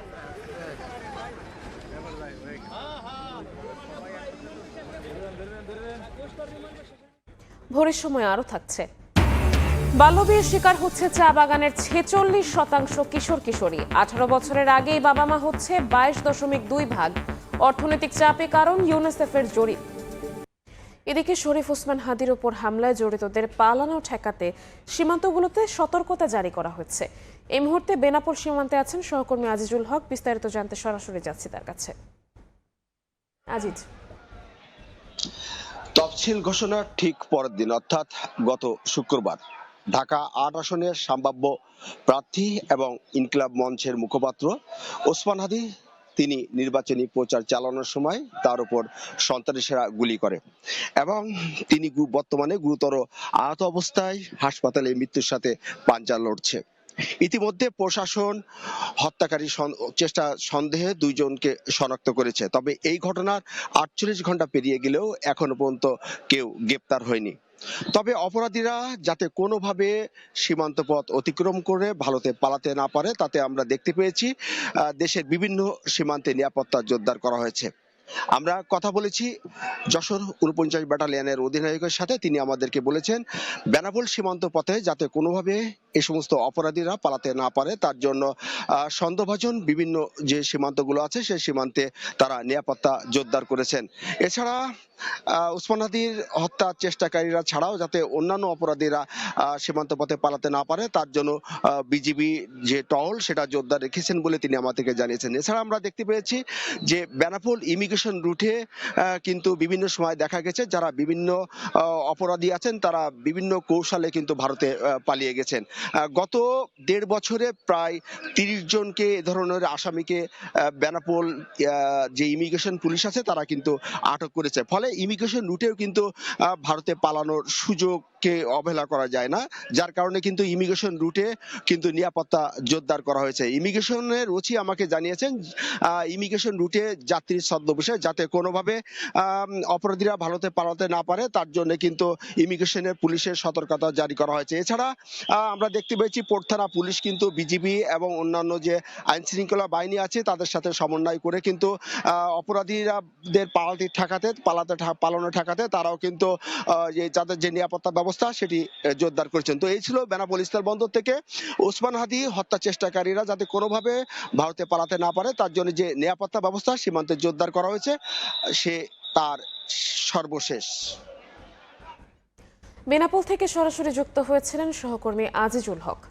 ওসমান হাদিকে হত্যা চেষ্টাকারীরা যতই শক্তিশালী হোক না কেন তাদের শাস্তি হবে বলে হুঁশিয়ারি দিয়েছেন অ্যাটর্নি জেনারেল মোহাম্মদ আসাদুজ্জামান। শনিবার বিকেলে ঝিনাইদহের শৈলকুপায় সনাতন ধর্মাবলম্বীদের আয়োজনে বেগম খালেদা জিয়ার রোগমুক্তি কামনায় প্রার্থনা সভা শেষে একথা বলেন তিনি। আগামী নির্বাচন সুষ্ঠু ও শান্তিপূর্ণভাবে করতে সরকার ও কমিশন বদ্ধপরিকর বলেও জানান তিনি। যত বাধার প্রাচীর আসুক নির্বাচন কমিশন তার নির্বাচনের দিকেই এগিয়ে যাবে এবং হাদির উপরে যে আক্রমণ ঘটেছে যে বা যারাই ঘটাক আইন তার নিজস্ব গতিতে চলবে। অপরাধী যত শিকড় থাক না কেন সমস্ত শিকড় টেনে তুলে ফেলা হবে। মেহেরপুর ও লক্ষ্মীপুরে আলাদা অভিযান চালিয়ে অস্ত্রসহ ৩ জনকে গ্রেফতার করা হয়েছে। শুক্রবার রাতে মেহেরপুরের গাংনীর জোড়পুকুরিয়ায় অভিযান চালায় যৌথ বাহিনী। এ সময় মোশাররফ হোসেন নামে এক ব্যক্তির বাড়ি থেকে ভারতীয় ওয়ান শুটার গান এবং 2 রাউন্ড কার্তুজ জব্দ করা হয়। একই দিন ভোর রাতে সদর উপজেলার বশিকপুরে অভিযান চালিয়ে 5টি আগ্নেয়াস্ত্র সহ আলাউদ্দিন বরকত ও পারভেজ হোসেন নামে 2 জনকে গ্রেফতার করা হয়েছে।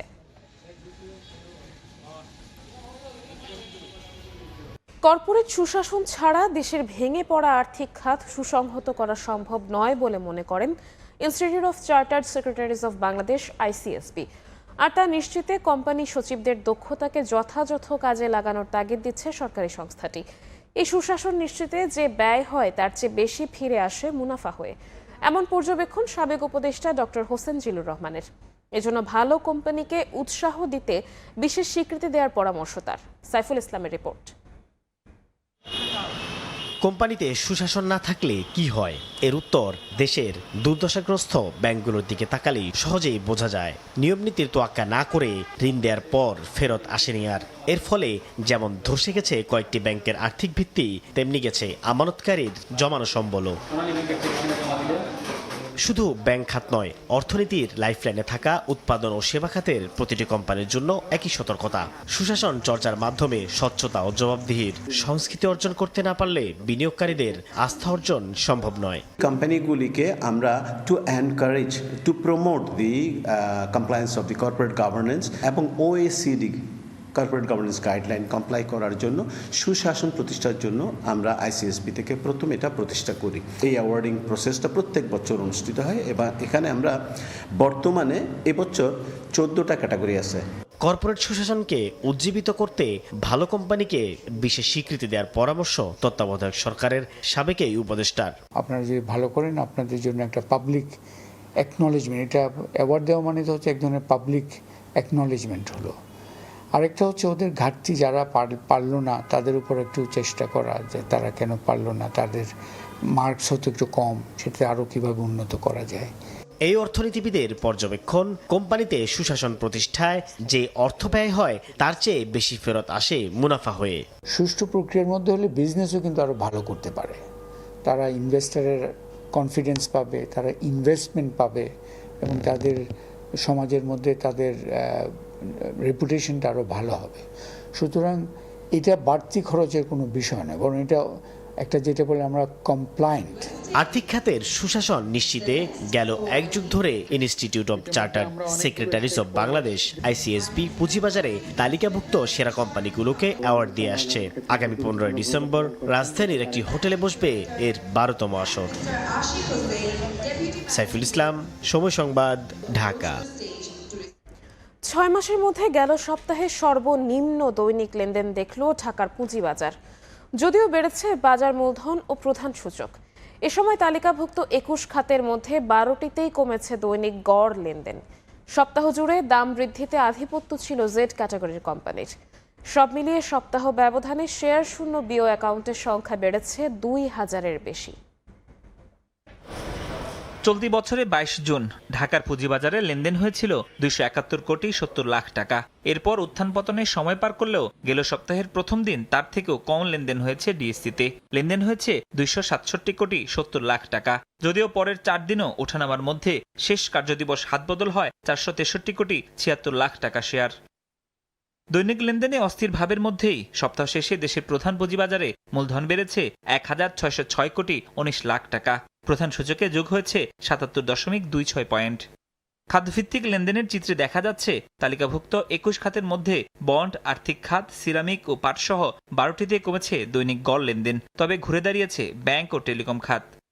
বিনিয়োগের ক্ষেত্রে কোম্পানি বাছাইয়ে গেল সপ্তাহ জেট ক্যাটাগরির প্রতিষ্ঠানই ছিল এগিয়ে। দাম বৃদ্ধিতে শীর্ষ 10 কোম্পানির মধ্যে 6টি ছিল এই ক্যাটাগরির। যদিও এর আগের 2 সপ্তাহে 10টির মধ্যে 8টি ও 10টি ছিল জেট ক্যাটাগরির কোম্পানির দখলে। দাম কমতিতে শীর্ষে থাকা 10 কোম্পানির মধ্যে 6টি ছিল সবচেয়ে ভালো মানের অর্থাৎ এ ক্যাটাগরির। পুঁজিবাজারে হিসাব রক্ষাকারী সরকারি প্রতিষ্ঠান সিডিবিএল এর তথ্য, গেল সপ্তাহে শেয়ারশূন্য বিউ অ্যাকাউন্টের সংখ্যা বেড়েছে 2174টি, অর্থাৎ লেনদেনে মুখ ফিরিয়ে নিচ্ছেন বিনিয়োগকারীরা। ফরহাদুর রহমান, সময় সংবাদ, ঢাকা। ক্ষুদ্র ও মাঝারি উদ্যোক্তা এসএমই বিমুখ ব্যাংক খাতে এবার ঋণ ছাড়ের হার আরও কমে নেমেছে 17.68%। পর্যাপ্ত আমানত থাকলেও ঋণে রূপান্তর করতে পারছে না রাষ্ট্রায়ত্ত ব্যাংকগুলো। আবার মোট ঋণের হারে এবারও এই খাতে পর্যাপ্ত ঋণ ছাড়ে ব্যর্থ 38টি বেসরকারি ব্যাংক। বিশ্লেষকরা বলছেন ব্যাংকগুলোর গতানুগতিক ধ্যান ধারণার কারণে অবহেলিত এসএমই। অন্যদিকে প্রকৃত উদ্যোক্তার অভাবের পুরনো অজুহাত এবার মানতে নারাজ কেন্দ্রীয় ব্যাংক। সেলিয়া সুলতানার রিপোর্ট। মাটি থেকে রং আর তা জড়িয়ে আছে পাটে। এ দিয়ে যে ব্যাগ বা পণ্য তৈরি হবে তার কদর জাপান, চীন, সুইজারল্যান্ডের মতো দেশে, যেখানে প্রকৃতি নির্ভর হস্তশিল্পের কদর বেশি। তবে দেশের মাটিতে এর চেয়ে বেশি সুবিধাভোগী আমদানি নির্ভর পণ্য বা তৈরি পণ্য। বোর্ড ইউজ করি, আমি পাট সুতা ইউজ করতেছি, আমরা বিভিন্ন বাঁশের বেতের জিনিসগুলো ইউজ করতেছি, সবকিছু আমাদের দেশি। হাতের কাজ যে একটু মূল্যায়ন করে না, তা আমরা আস্তে ধীরে করতেছি। ব্যাংকের কোনো লোন সহায়তা পাইতাম তাহলে আমরা কোম্পানিগুলো আরো আগে যেতে পারতাম। বড় প্রতিষ্ঠানকে ঋণ দিয়ে হোঁচট খাওয়া ব্যাংক খাত বরাবরই এসএমই বিমুখ। ফলে 2024 সালে এসএমই খাতে 19.12% থেকে 2025-এ ঋণ ছাড় কমে আসে 17.68%। সোনালী ব্যাংকের এবার ঋণ ছাড় গত বছরের তুলনায় 1% কমেছে। রূপালী ও জনতা ব্যাংকের ঋণ ছাড় মোট ঋণের 11 থেকে 12%। 62% এবং 25% ঋণ ছাড় দিয়ে সর্বোচ্চ তালিকায় আছে বেসিক ব্যাংক ও বিডিবিএল। বেসরকারি বাণিজ্যিক ব্যাংকে এবার একটি মাত্র ব্যাংক দিয়েছে 40%। 70% এসএমইর অবস্থান হলো আপনার রুরাল এরিয়াতে, সাব আরবান এরিয়াতে। ওই সকল এলাকার যে উদ্যোক্তারা তারা আসলেই এখনো সেইভাবে এই সহায়তা পাচ্ছে না। একদিকে উদ্যোক্তাদের অভিযোগ পর্যাপ্ত অর্থ সহায়তার অভাব, অন্যদিকে ব্যাংক উদ্যোক্তা খুঁজে না পাওয়ার অজুহাত এবার শুনতে নারাজ কেন্দ্রীয় ব্যাংক। আপনাদের যেহেতু কর্পোরেট গ্রাহকদের ব্যাপারে তিক্ত অভিজ্ঞতাই বেশি, অতএব আপনারা আপনাদের ফোকাসটা কিছুটা শিফট করেন সিএমএসএমই খাতে। তবে এবার ডিজিটাল ব্যাংকিং এর ক্ষেত্রে যেসব প্রতিষ্ঠান অনুমোদন দেয়া হবে তাদের প্রান্তিকে পৌঁছানোর সক্ষমতাকেও বিবেচনায় নেওয়া হবে বলে জানিয়েছে কেন্দ্রীয় ব্যাংক। সেলিয়া সুলতানা, সময় সংবাদ, ঢাকা। জাপানিজ কোম্পানি টয়োটার কমিউটার সিরিজের গাড়ি এখন অ্যাসেম্বল হচ্ছে চট্টগ্রামে। শনিবার দুপুরে সীতাকুণ্ডে প্রগতি ইন্ডাস্ট্রিজ লিমিটেডের কারখানায় আনুষ্ঠানিকভাবে প্রগতি টয়োটা যৌথ কার্যক্রমের উদ্বোধন করেন শিল্প মন্ত্রণালয়ের সচিব মোহাম্মদ ওবায়দুর রহমান। বলেন, এমন উদ্যোগের মাধ্যমে দেশে গাড়ির বাজার পরিসর বড় হবে। টয়োটার সাথে সরাসরি আমাদের এগ্রিমেন্ট হয়েছে, আমরা সরাসরি এটা নিয়ে আসবো এবং সেক্ষেত্রে আমাদের দামও একটু কমবে আশা করি। কারণ আমরা অন্য প্রতিষ্ঠান যেটা না নিয়ে আসতো তারা লাভ করতো, পাশাপাশি তাদের কাছ থেকে নিয়ে প্রগতি লাভ করতো। সে কারণে আমরা সরাসরি এখানে যদি আমরা এখানে অ্যাসেম্বল করতে পারি সরাসরি নিয়ে এসে, তাহলে আমাদের দাম যেমন কমবে, নতুন করে আমাদের যে অ্যাসেম্বলির পাশাপাশি আমরা নিজেরা যাতে তৈরি করতে সক্ষম হই, ইঞ্জিন তৈরি করা সহ অন্যান্য বিষয়গুলো, সেগুলো আমরা করার চেষ্টা করছি। সাভারে দাঁড়িয়ে থাকা যাত্রীবাহী বাসে আগুন দিয়েছে দুর্বৃত্তরা। শনিবার রাতে ঢাকা আরিচা মহাসড়কের গেন্ডা এলাকায় নবীনগরমুখী সার্ভিস লেনে এ ঘটনা ঘটে। ফায়ার সার্ভিস জানায় বাসে আগুন দিয়ে পালিয়ে যায় দুর্বৃত্তরা। খবর পেয়ে দ্রুত ফায়ার সার্ভিসের 2টি ইউনিট ঘটনাস্থলে পৌঁছে আগুন নিয়ন্ত্রণে আনে। অগ্নিকাণ্ডে বাসটি পুড়ে গেলেও কোনো হতাহতের ঘটনা ঘটেনি, তবে বাসটিতে আগুনের কারণ এখনো জানা যায়নি।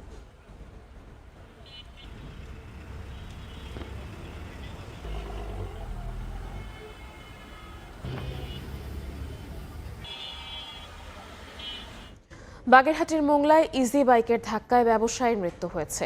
শনিবার বিকেলে মোংলা বন্দর শ্রমিক কর্মচারী সংঘের সামনে এ ঘটনা ঘটে। পুলিশ জানায় বাসা থেকে বের হয়ে হেঁটে শহরের দিকে যাচ্ছিল হারুন। এ সময় বেপরোয়া গতির একটি ইজি বাইক তাকে পেছন থেকে ধাক্কা দেয়। স্থানীয়রা উদ্ধার করে উপজেলা স্বাস্থ্য কমপ্লেক্সে নিলে চিকিৎসক মৃত ঘোষণা করেন।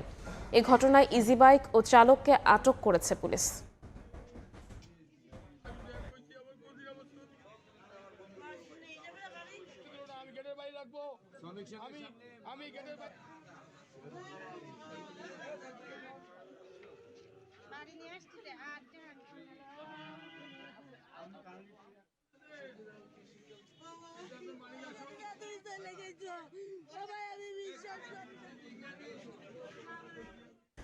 যশোরে ছিনতাইকারীদের ছুরিকাঘাতে এক যুবক মারা গেছেন।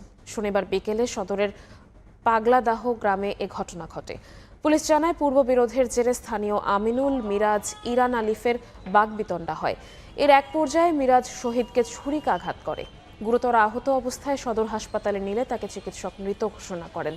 স্থানীয় একটি সন্ত্রাসী গ্রুপ ছিনতাইয়ে ব্যর্থ হয়ে তাকে হত্যা করেছে বলে অভিযোগ পরিবারের। জড়িতদের শনাক্তে কাজ চলছে বলে জানায় পুলিশ।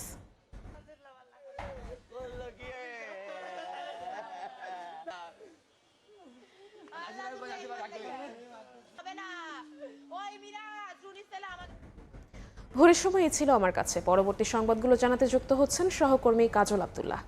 ধন্যবাদ নিবিড়। পরবর্তী সংবাদগুলো নিয়ে ফিরছি কিছুক্ষণ পরেই। দেখছেন ভোরের সময়, সঙ্গে থাকুন। চা বাগানগুলোতে কোনোভাবে বন্ধ হচ্ছে না বাল্য বিবাহ। ইউনিসেফের জরিপে সিলেট বিভাগে চা বাগানের কিশোর কিশোরীদের মধ্যে 46% বাল্য বিয়ের শিকার, আর 22.2% কিশোরী 18 বছরের আগে মাতৃত্ব পেয়েছে। নারী শ্রমিকদের দাবি, অর্থনৈতিক চাপের কারণে পরিবারগুলো মেয়ের বিয়ে দিয়ে খরচ কমানোর চেষ্টা করছে। এমন পরিস্থিতি থেকে উত্তরণে শ্রমিক নেতাদের উপর চাপ সৃষ্টি করার তাগিদ দিয়েছেন সংশ্লিষ্টরা। ইকরামুল কবিরের রিপোর্ট, ছবি তুলেছেন নওশাদ আহমদ চৌধুরী। সরকারি উদ্যোগ ও এনজিও কার্যক্রম থাকা সত্ত্বেও চা শ্রমিক সম্প্রদায়ের মধ্যে বাল্য বিয়ে রোধ করা যাচ্ছে না। বাংলাদেশের চা বাগান সংলগ্ন এলাকাগুলোতে সামাজিক, অর্থনৈতিক ও সাংস্কৃতিক বিভিন্ন কারণে কন্যা শিশুদের বাল্য বিয়ে এখনো একটি বড় সমস্যা। দরিদ্রতা ও আর্থিক অনিশ্চয়তা চা বাগানের শ্রমিকদের স্বাভাবিক জীবনযাপন ব্যাহত করছে। আমার কম বয়সে বিয়ে হওয়ার কারণ হচ্ছে আমার তো বাবা নাই, আমার 3 বোন আছে, এরা চলাবার মতন কেউ নাই। অনেক পরিবারে আছে এরকমই যে সংসার চলতেছে না, এমনকি খাওয়া দাওয়ার কষ্ট হইতেছে। প্রজন্মের পর প্রজন্ম ধরে চলে আসা রীতি মেয়েদের অল্প বয়সে বিয়ে দেয়া স্বাভাবিক ঘটনা হিসাবে বিবেচিত হয়। আইন ও নীতিমালা থাকা সত্ত্বেও চা বাগানে বাল্য বিবাহ। শহীদ বুদ্ধিজীবী দিবসে মিরপুর বুদ্ধিজীবী স্মৃতিসৌধে জাতির সূর্য সন্তানদের প্রতি শ্রদ্ধা জানাবেন রাষ্ট্রপতি মোহাম্মদ শাহাবুদ্দিন। সরাসরি যাচ্ছে সেখানে। রাষ্ট্রপতি আসছে। রাষ্ট্রপতি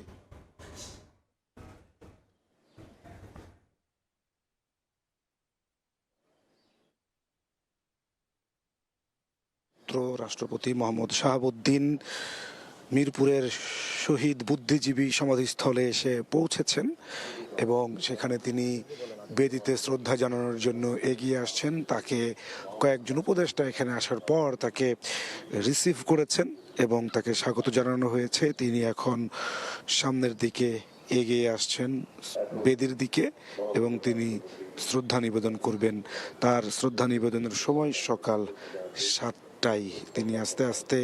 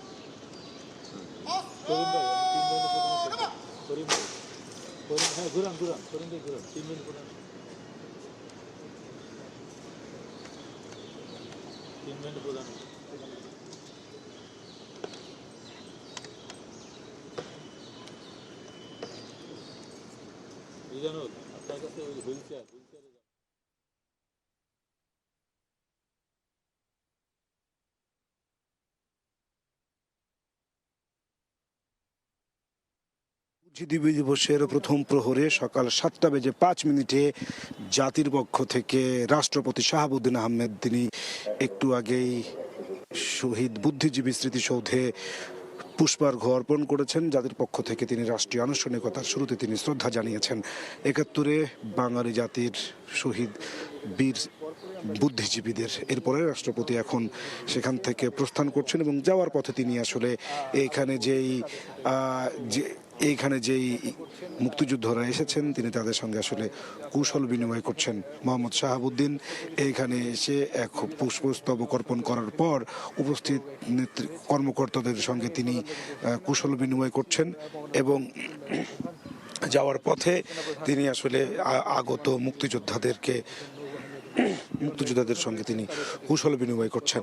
রাষ্ট্রীয় আনুষ্ঠানিকতার শুরুতেই 14 ডিসেম্বর শহীদ বুদ্ধিজীবী দিবসের প্রথম প্রহরে মোহাম্মদ শাহাবুদ্দিন রাষ্ট্রপতি জাতির পক্ষে প্রথম আনুষ্ঠানিকভাবে তিনি সকাল 7:05 পুষ্পার্ঘ্য অর্পণ করেছেন। তারপরে তিনি এখন এখান থেকে বের হওয়ার পথে যাওয়ার সময় আসলে প্রধান বিচারপতি এবং ওখানে উপদেষ্টা পরিষদের সবাই উপস্থিত হয়েছেন। তিনি রাষ্ট্রপতি মোহাম্মদ শাহাবুদ্দিন তাদের সঙ্গে কৌশল বিনিময় করছেন, কথা বলছেন এবং তিনি সামনের দিকে এগিয়ে যাচ্ছেন। 14 ডিসেম্বর শহীদ বুদ্ধিজীবী দিবসের প্রথম প্রহরে জাতির শ্রেষ্ঠ সন্তানদের রাষ্ট্রীয় আনুষ্ঠানিকতার শুরুতেই তিনি ফুল দিয়ে শ্রদ্ধা নিবেদন করেছেন। এরপরে এখন তার শেষ করার পরে তিনি বের হওয়ার পথে উপদেষ্টা পরিষদের সদস্যদের সঙ্গে রাষ্ট্রপতি শাহাবুদ্দিন আহমেদ তিনি সেখানে সবার সঙ্গে এখন কুশল বিনিময় করছেন এবং এর আগে তিনি সকাল 7:05 জাতির শ্রেষ্ঠ সন্তান বুদ্ধিজীবীদের শহীদ বুদ্ধিজীবী সমাধিস্থলে তিনি পুষ্পার্ঘ্য অর্পণ করেছেন।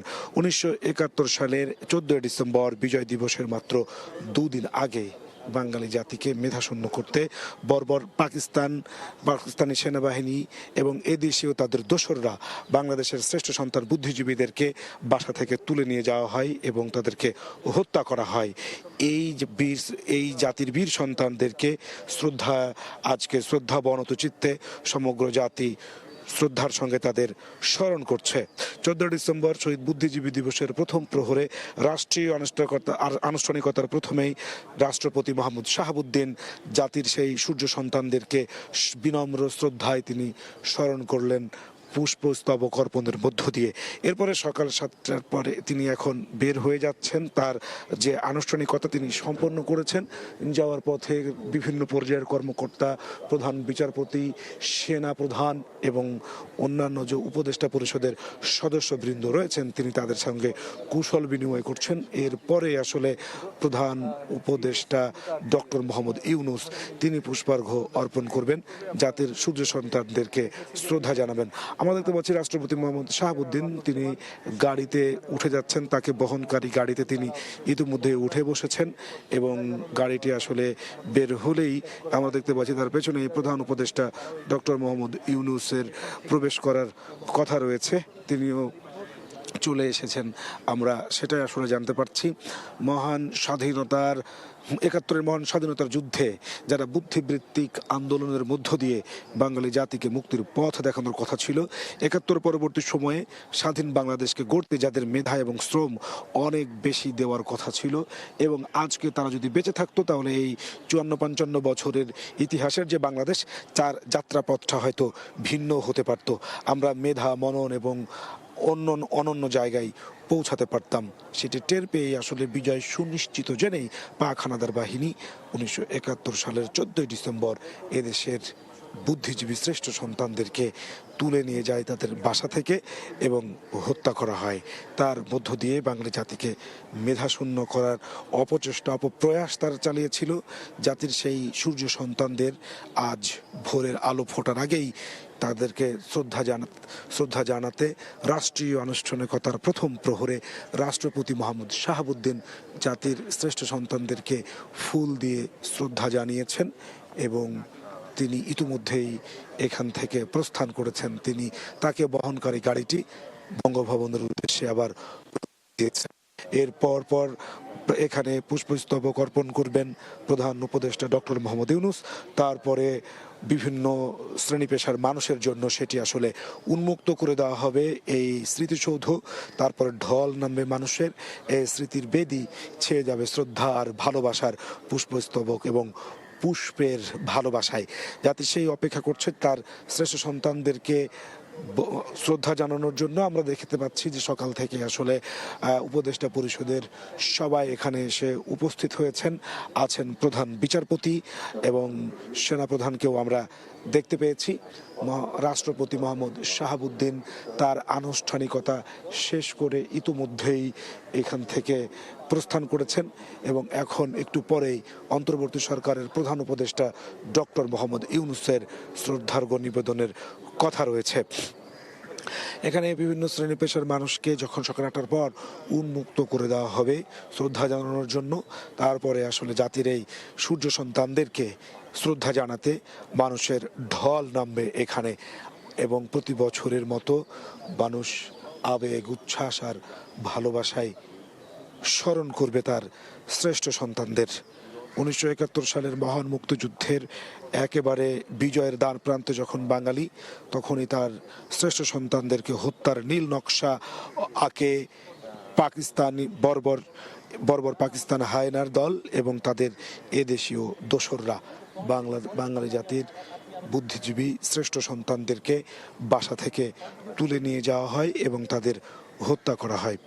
তারা বেঁচে থাকলে আজকে হয়তো বাংলাদেশের এই চিত্রটি ভিন্ন হতে পারত। আমরা মেধা মনন এবং জ্ঞানে বিজ্ঞানে অনেক দূর এগিয়ে যেতে পারতাম।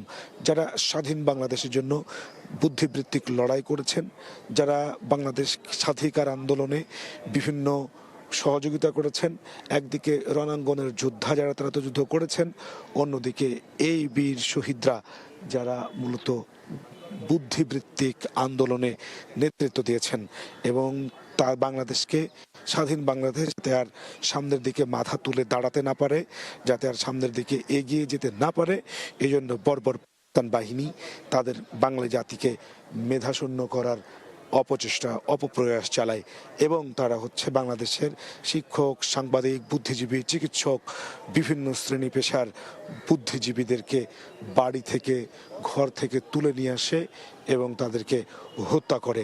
সেই হত্যার মধ্য দিয়ে তারা পাকিস্তান চেয়েছিল বাংলাদেশকে আসলে পিছিয়ে দিতে এবং বাংলাদেশের যাতে আর কখনো মাথা তুলে দাঁড়াতে না পারে, একটি দেশ যাতে সারা জীবনের জন্য এইরকম একটি পরিবেশের মধ্য দিয়ে যায়। কিন্তু কালের বিবর্তনে বাঙালি অনেক দূরে গিয়েছে, মাথা তুলে দাঁড়ানোর সাহস দেখিয়েছে এবং 71-এর মহান মুক্তিযুদ্ধে অংশগ্রহণকারী যেই বীর যোদ্ধারা জীবন দিয়েছেন এবং যারা বুদ্ধিবৃত্তিক আন্দোলনের মাধ্যমে স্বাধীনতার সার্বভৌমত্বকে এগিয়ে নিয়েছেন এবং যাদেরকে আসলে যে মেধাশূন্য করতে বর্বর পাকিস্তান বাহিনী যাদেরকে হত্যা করেছে, তাদের সেই দেখানো পথ ধরে আসলে 2024 সালের জুলাই গণ আন্দোলনের মধ্য দিয়ে একই রকমভাবে আবারও মুক্তির আকাঙ্ক্ষা, নতুন করে বাংলাদেশ গড়ার আকাঙ্ক্ষা থেকে ছাত্র জনতা জীবন দিয়ে নতুন করে আবার বাংলাদেশ সাজানোর স্বপ্ন দেখছে এবং সাধারণ জনগণ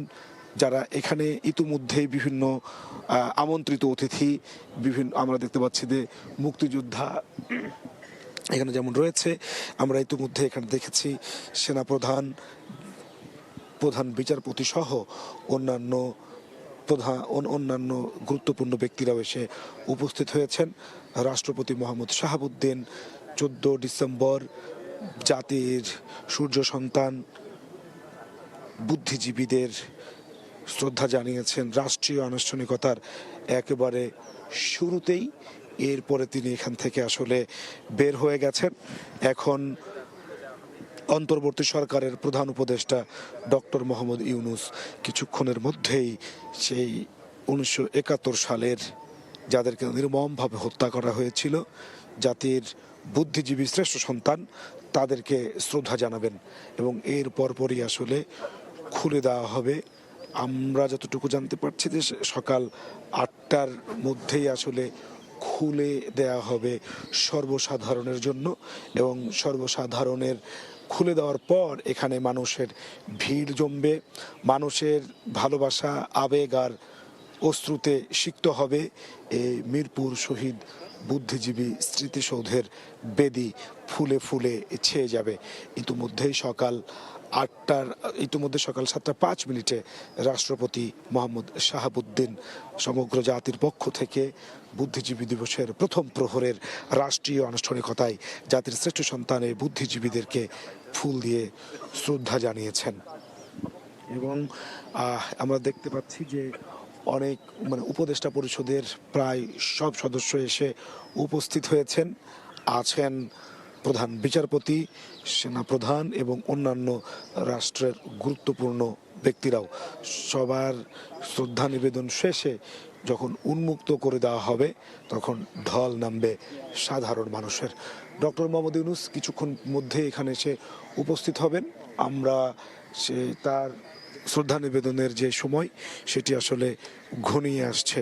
1971 সালের মহান মুক্তিযুদ্ধে দীর্ঘ 9 মাসের লড়াই সংগ্রামের মধ্য দিয়ে বাঙালি জাতি যখন একেবারে বিজয়ের দ্বারপ্রান্তে, বিজয়ের দুদিন আগেই 71-এর এই মুক্তিযুদ্ধকে যারা সংগঠিত করার ক্ষেত্রে বুদ্ধিবৃত্তিক আন্দোলনে সহায়তা করেছেন এবং স্বাধীন বাংলাদেশকে নতুন করে বিনির্মাণে যাদের মেধা, শ্রম এবং যোগ্যতা দিয়ে বাংলাদেশকে অনন্য উচ্চতায় নিয়ে যাওয়ার কথা ছিল, যারা স্বাধীন বাংলাদেশকে নতুন করে গড়তে তাদের মেধার পরিচয় দেওয়ার কথা ছিল, যারা বিভিন্ন ক্ষেত্রে স্বমহিমায় উজ্জ্বল ছিলেন, যারা বিভিন্ন নিজ নিজ সেক্টরে যারা নতুন করে বাংলাদেশ বিনির্মাণে অবদান রাখার সক্ষমতা ছিল যাদের, সেই সমস্ত বুদ্ধিজীবীদেরকে বেছে শিক্ষক, সাংবাদিক, ডাক্তার, ইঞ্জিনিয়ার, বিভিন্ন শ্রেণী পেশার বুদ্ধিজীবীদেরকে এবং যারা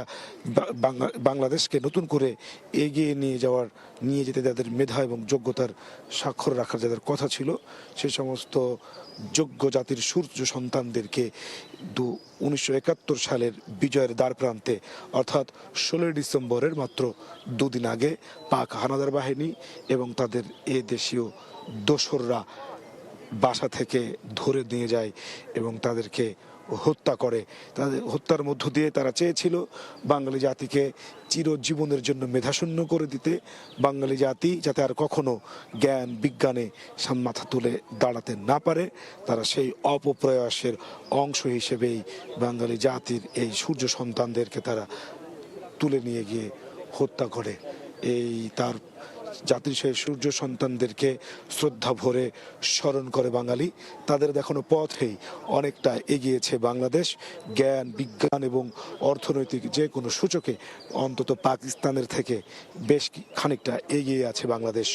এবং এমন প্রেক্ষাপটে 2024 সালে অর্থাৎ 71-এর রণাঙ্গনে যারা বুক চিতিয়ে মাতৃভূমির স্বাধীনতার জন্য লড়েছিলেন এবং যেই বুদ্ধিবৃত্তিক আন্দোলন এবং যেই বুদ্ধিজীবীরা স্বাধীন বাংলাদেশের জন্য জীবন দিয়েছিলেন, তাদের দেখানো পথ ধরে নতুন করে আবার বাংলাদেশ গড়ার ডাক আসে। 2024 সালের ছাত্র জনতার সেই গণ অভ্যুত্থানের মধ্য দিয়ে আরেকবার বাংলাদেশ গড়ার সুযোগ পেয়েছেন আমরা, এমনটি বলতে শুনছি।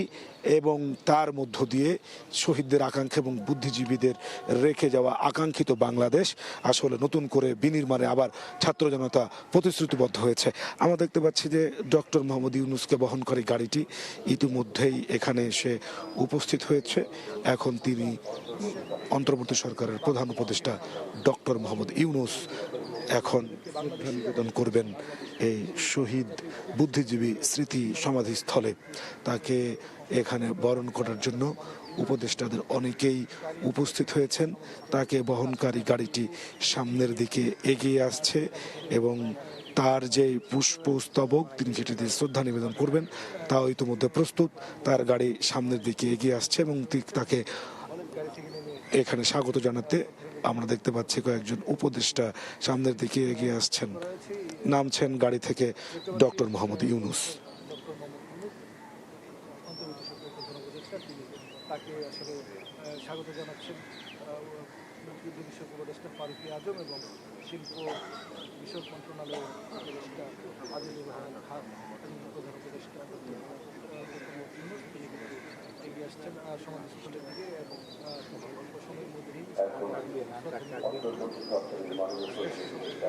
আজ দিবস সে অন্তর্বর্তী সরকারের প্রধান উপদেষ্টা ডক্টর মোহাম্মদ ইউনূস তিনি এই জাতির সরকারদের প্রতি তার শ্রদ্ধা নিবেদন করবেন। শ্রদ্ধা নিবেদন দেওয়ার পদ্ধতি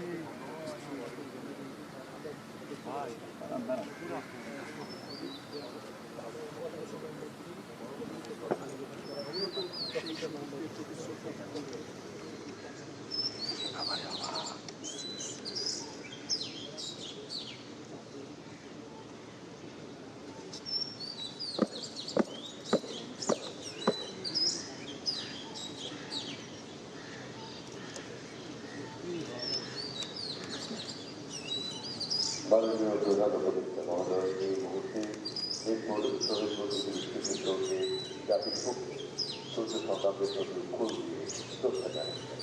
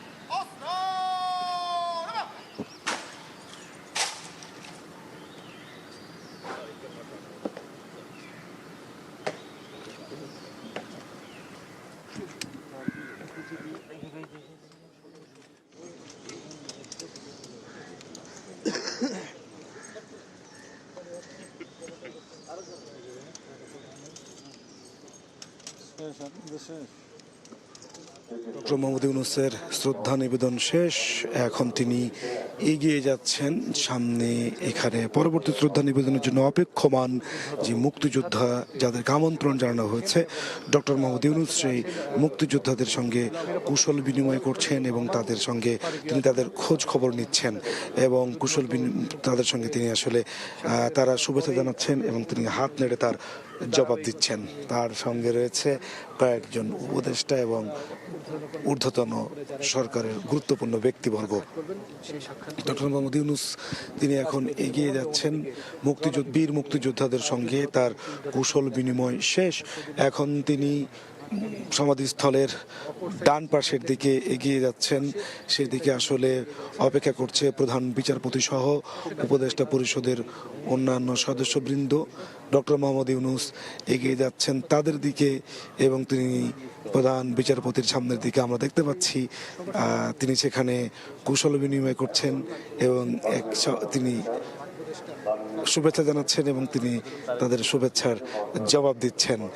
রাষ্ট্রীয় আনুষ্ঠানিকতার প্রথম প্রহরে জাতির পক্ষ থেকে এর আগে 7:05 রাষ্ট্রপতি মোহাম্মদ শাহাবুদ্দিন তিনি পুষ্পার্ঘ্য অর্পণ করেছেন 71-এর শহীদ বীর বুদ্ধিজীবীদের সমাধিস্থলে এবং তার পরবর্তী সময়ে অন্তর্বর্তী সরকারের প্রধান উপদেষ্টা ডক্টর মোহাম্মদ ইউনূসও জাতির পক্ষ থেকে 1971-এর মহান মুক্তিযুদ্ধের শহীদ বুদ্ধিজীবীদের স্মৃতির উদ্দেশ্যে পুষ্পস্তবক অর্পণ করেছেন এবং একটু মধ্যেই ডক্টর মোহাম্মদ ইউনূসের রাষ্ট্রীয় যে আনুষ্ঠানিকতা তা সম্পন্ন হয়েছে এবং তাকে বহনকারী যে গাড়ি সেটিও আসলে রাষ্ট্রীয় অতিথি ভবন যমুনার দিকে যাত্রা করতে প্রস্তুত। আমরা দেখতে পাচ্ছি প্রধান উপদেষ্টা ডক্টর মোহাম্মদ ইউনূস এগিয়ে যাচ্ছেন এবং আমন্ত্রিত অতিথিদের দুপাশে যারা অবস্থান করছেন তাদেরকে তিনি হাত নেড়ে শুভেচ্ছা জানাচ্ছেন এবং তিনি দেখতে পাচ্ছি ডক্টর মোহাম্মদ ইউনূসকে বহনকারী যে গাড়ি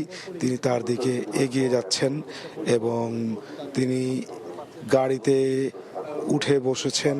তাকে বহনকারী গাড়িটি এখনই রওনা দিবে।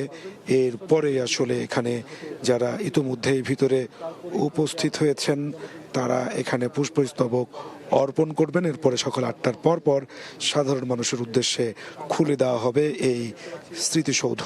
এরপরে সেখানে এরপরে এইখানে নামবে মানুষের ঢল। এই বুদ্ধিজীবী স্মৃতিসৌধের বেদি ভরে যাবে ভালোবাসার শ্রদ্ধার পুষ্পমাল্যে, শ্রদ্ধার ডালিতে।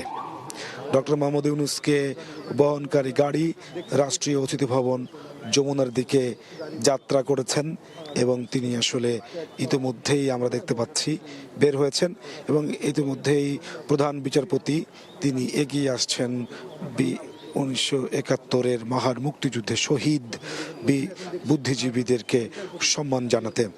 আমরা দেখতে পাচ্ছি যে প্রধান বিচারপতি তার সঙ্গীদেরকে সঙ্গে নিয়ে সামনে এগিয়ে আসছেন। তার আগে সকাল 7টার দিকে রাষ্ট্রপতি মোহাম্মদ শাহাবুদ্দিন, পরবর্তী সময়ে অন্তর্বর্তী সরকারের প্রধান উপদেষ্টা এবং এখন প্রধান বিচারপতি 71-এর মহান মুক্তিযুদ্ধে শহীদ বুদ্ধিজীবীদের স্মৃতির উদ্দেশ্যে সম্মান জানাচ্ছেন। যাদের ট্যাগের বিনিময়ে আজকে আমরা এই বাংলাদেশ পেয়েছি, যাদের ট্যাগের বিনিময়ে আমরা একটা লাল সবুজ পতাকা পেয়েছি, সারা বিশ্বে নিজেদের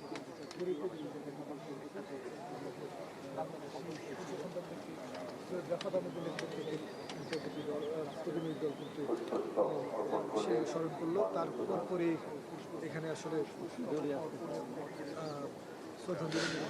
ইতিমধ্যেই এখানে যারা উপস্থিত হয়েছেন আমরা দেখতে পাচ্ছি যে বীর মুক্তিযোদ্ধা তারা সামনের দিকে এগিয়ে আসছেন।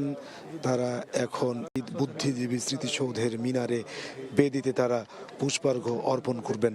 1971-এর মহান মুক্তিযুদ্ধে বিজয়ের মাত্র 2 দিন আগেই বাঙালি জাতিকে মেধাশূন্য করতে তার বিভিন্ন সেক্টরের স্বনামধন্য প্রতিষ্ঠিত বুদ্ধিজীবীদের, সাংবাদিক, সাহিত্যিক, চিকিৎসক, প্রকৌশলী, বিভিন্ন ডাক্তার, তাদেরকে আসলে বাংলা জাতিকে মেধাশূন্য করতে বর্বর পাকিস্তান বাহিনী এবং তাদের দেশীয় দোসররা তাদেরকে বাড়ি থেকে তুলে নিয়ে আসে এবং তাদেরকে নির্মমভাবে হত্যা করা হয়।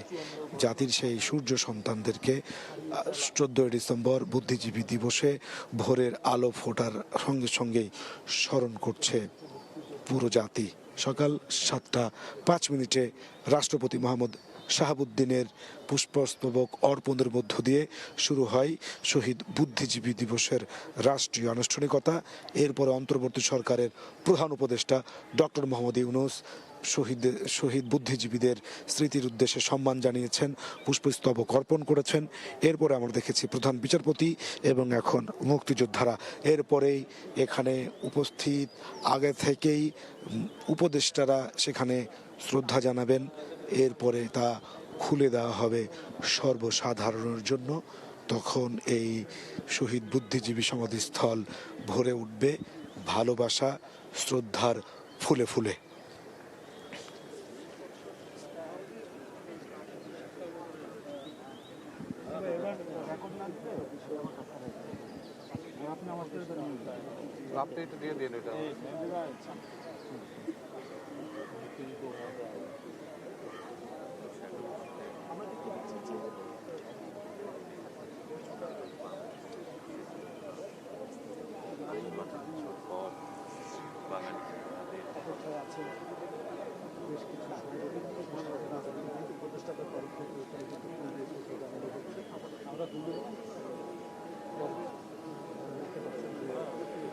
এখন বাংলাদেশ মুক্তিযোদ্ধা সংসদের পক্ষ থেকে শ্রদ্ধা জানানো হচ্ছে শহীদ বুদ্ধিজীবী দিবসের সমাধিস্থলে।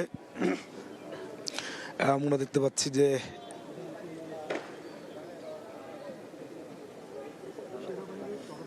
এরপর আসলে শ্রদ্ধা জানাবেন উপদেষ্টাদের।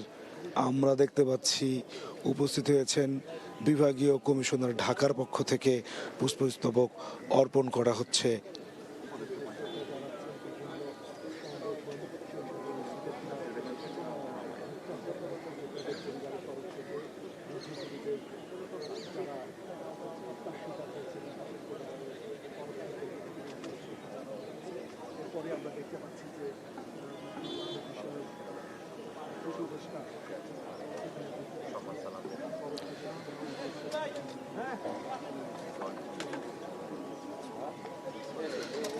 ইতিমধ্যে আসলে শহীদ বুদ্ধিজীবী স্মৃতিসৌধের যে মিনার তা উন্মুক্ত করা হয়েছে সাধারণ মানুষের জন্য, এবং আমরা দেখতে পাচ্ছি ইতিমধ্যেই সাধারণ মানুষের ঢল নেমেছে। বিভিন্ন সামাজিক, সাহিত্যিক, সাংস্কৃতিক এবং বিভিন্ন শ্রেণী পেশার মানুষ ইতিমধ্যে নানা ব্যানার তাদের নিয়ে তারা এগিয়ে আসছেন এবং এই বুদ্ধিজীবী স্মৃতির মিনারে তারা পুষ্পস্তবক অর্পণ করার জন্য। আমরা দেখতে পাচ্ছি যে ইতিমধ্যেই উন্মুক্ত করা হয়েছে এবং বিভিন্ন শ্রেণী পেশার মানুষের ঢল নেমেছে এই স্মৃতিসৌধের বুদ্ধিজীবী সমাধিস্থলে। সকাল 7:05 রাষ্ট্রপতি মোহাম্মদ শাহাবুদ্দিন রাষ্ট্রীয় আনুষ্ঠানিকতার প্রথম প্রহরে ৭১-এর মহান মুক্তিযুদ্ধে শহীদ বুদ্ধিজীবীদের তিনি সম্মান জানিয়েছেন। এরপরে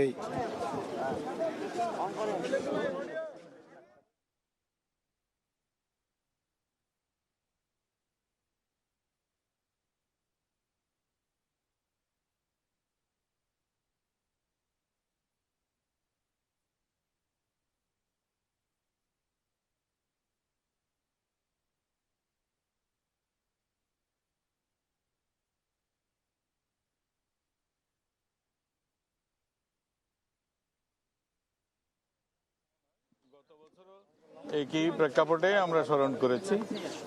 এটা তো একটা চিরন্তন, যতদিন বাংলাদেশ থাকবে এই বুদ্ধিজীবীদের শ্রদ্ধা নিবেদন এগুলি জাতি সব সময় করবে। এটা আমাদের এত বড় অহংকারের জায়গা তো আর খুবই কম আছে। আমাদের শ্রেষ্ঠ সন্তানরা এই স্বাধীনতা যুদ্ধের সময় এই হানাদার বাহিনী কর্তৃক নিহত হয়েছেন।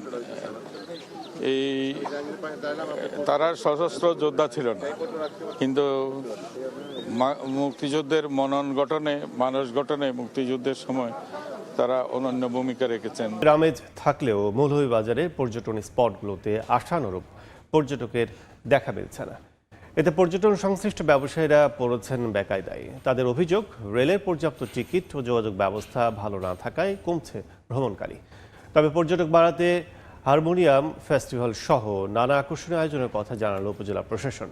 শাওলিদুর রহমানের পাঠানো তথ্য, মোহাম্মদ ইয়ারুপ আহমেদের ছবিতে রিপোর্ট। চা বাগান, পাহাড় আর নয়নাভিরাম প্রকৃতির জনপদ মৌলভীবাজার। পর্যটন মৌসুমে লাওয়াছড়া জাতীয় উদ্যান, হামহাম জলপ্রপাত সহ বিভিন্ন দর্শনীয় স্থানে ভিড় করেন ভ্রমণ পিপাসুরা।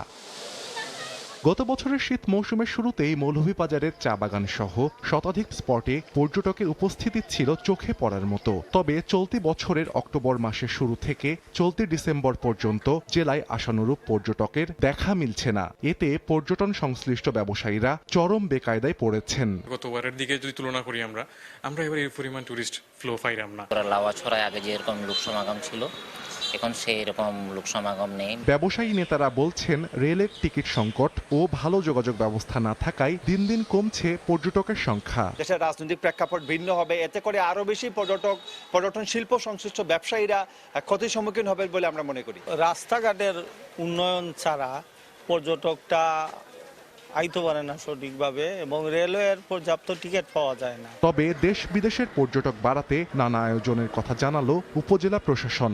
26টি ক্ষুদ্র নৃগোষ্ঠী রয়েছে, তাদের বিভিন্ন উৎসবকে আমরা পৃষ্ঠপোষকতা করে যাচ্ছি এবং তাদের সকলের সমন্বয়ে বাংলাদেশ ট্যুরিজম বোর্ডের আয়োজনে আমরা একটি হারমোনি ফেস্টিভ্যাল আয়োজন করতে যাচ্ছি। জেলায় শতাধিক পর্যটন কেন্দ্রে বছরে ভ্রমণ করেন প্রায় 10 লাখ পর্যটক। সময় সংবাদ, মৌলভীবাজার।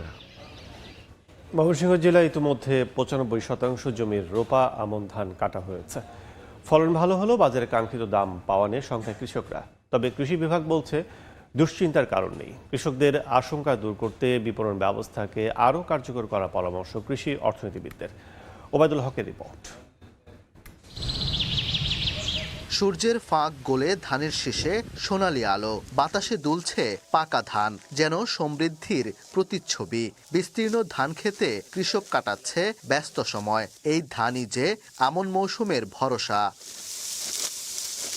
ময়মনসিংহে অনুকূল আবহাওয়া আর পরিশ্রমে এবার ফলন হয়েছে ভালো। কৃষি বিভাগের দেয়া তথ্য মতে ইতিমধ্যে জেলার 95% জমির রোপা আমন ধান কাটা হয়েছে। ঘাম ঝরানো শ্রমে মাঠে ভরা ধান তুললেও দাম পাওয়া নিয়ে দুশ্চিন্তার শেষ নেই কৃষকের মনে। তারা বলছেন, ন্যায্য দাম না মিললে লাভ তো দূরের কথা, উৎপাদন খরচ তোলাই দুষ্কর হয়ে পড়বে। দাম নিয়ে তো অবশ্যই চিন্তা, এবং বেচবার গেলে অনেক ঝামেলা হয়। দাম তো অনেক কম দেয়, ঘরের খরচ তেমন একটা যায় না, কিনে খেতেও খাওয়ার নাগে। কামলার দর বেশি, সারের দর বেশি, কোনো ক্ষেত্রে বসে না। আলবারা দিন নাকি 300 টাকা কাটা। বিক্রির যখন যায় সিন্ডিকেটের কবল যাতে আমরা না পড়ি এবং এটা যাতে ন্যায্য মূল্যটা পাই, এটাই আমাদের আসল সরকারের কাছে চাওয়া। তবে কৃষি বিভাগ বলছে, দাম নিয়ে দুশ্চিন্তার কোনো কারণ নেই। অব্যাহত রয়েছে মনিটরিং। আর কৃষি অর্থনীতিবিদরা মনে করছেন, কৃষকের ন্যায্য মূল্য নিশ্চিত করতে হলে সরকারি সংগ্রহ ও বিপণন ব্যবস্থাকে আরও শক্তিশালী এবং সহজ করতে হবে। দাম প্লাস হচ্ছে কৃষকদের যে পরামর্শগুলো দরকার আছে, সেই পরামর্শগুলো আমরা অব্যাহত রাখছি। ব্লক পর্যায়ে আমাদের উপর সহকারী কৃষি কর্মকর্তা আছেন, তারা তো আছেই, তারা হয়তো ব্লক পর্যায়ে কৃষকদেরকে সহযোগিতা করছে। আর আমরা জেলা পর্যায়ে থেকে আমরা যারা আছি তারাও কিন্তু এগুলো মনিটরিং করছি। প্রয়োজনীয় জায়গায় মনিটরিং কিভাবে বৃদ্ধি করা যায়, যে কোথাও যদি কেউ কোনো ব্যবসায়ী বা এই ভ্যালু চেনের যে কোনো জায়গায় যদি অতি মুনাফা খোঁজেন, তাহলে সেটাকে কিভাবে নিয়ন্ত্রণ করা যায়, সেই উদ্যোগগুলো সরকারের পক্ষ থেকে গ্রহণ করার দরকার আছে। 2025-26 মৌসুমে জেলায় 2,68,490 হেক্টর জমিতে রোপা আমন আবাদের লক্ষ্যমাত্রা থাকলেও হয়েছে 2,68,110 হেক্টরে। ওবায়দুল হক, সময় সংবাদ, ময়মনসিংহ।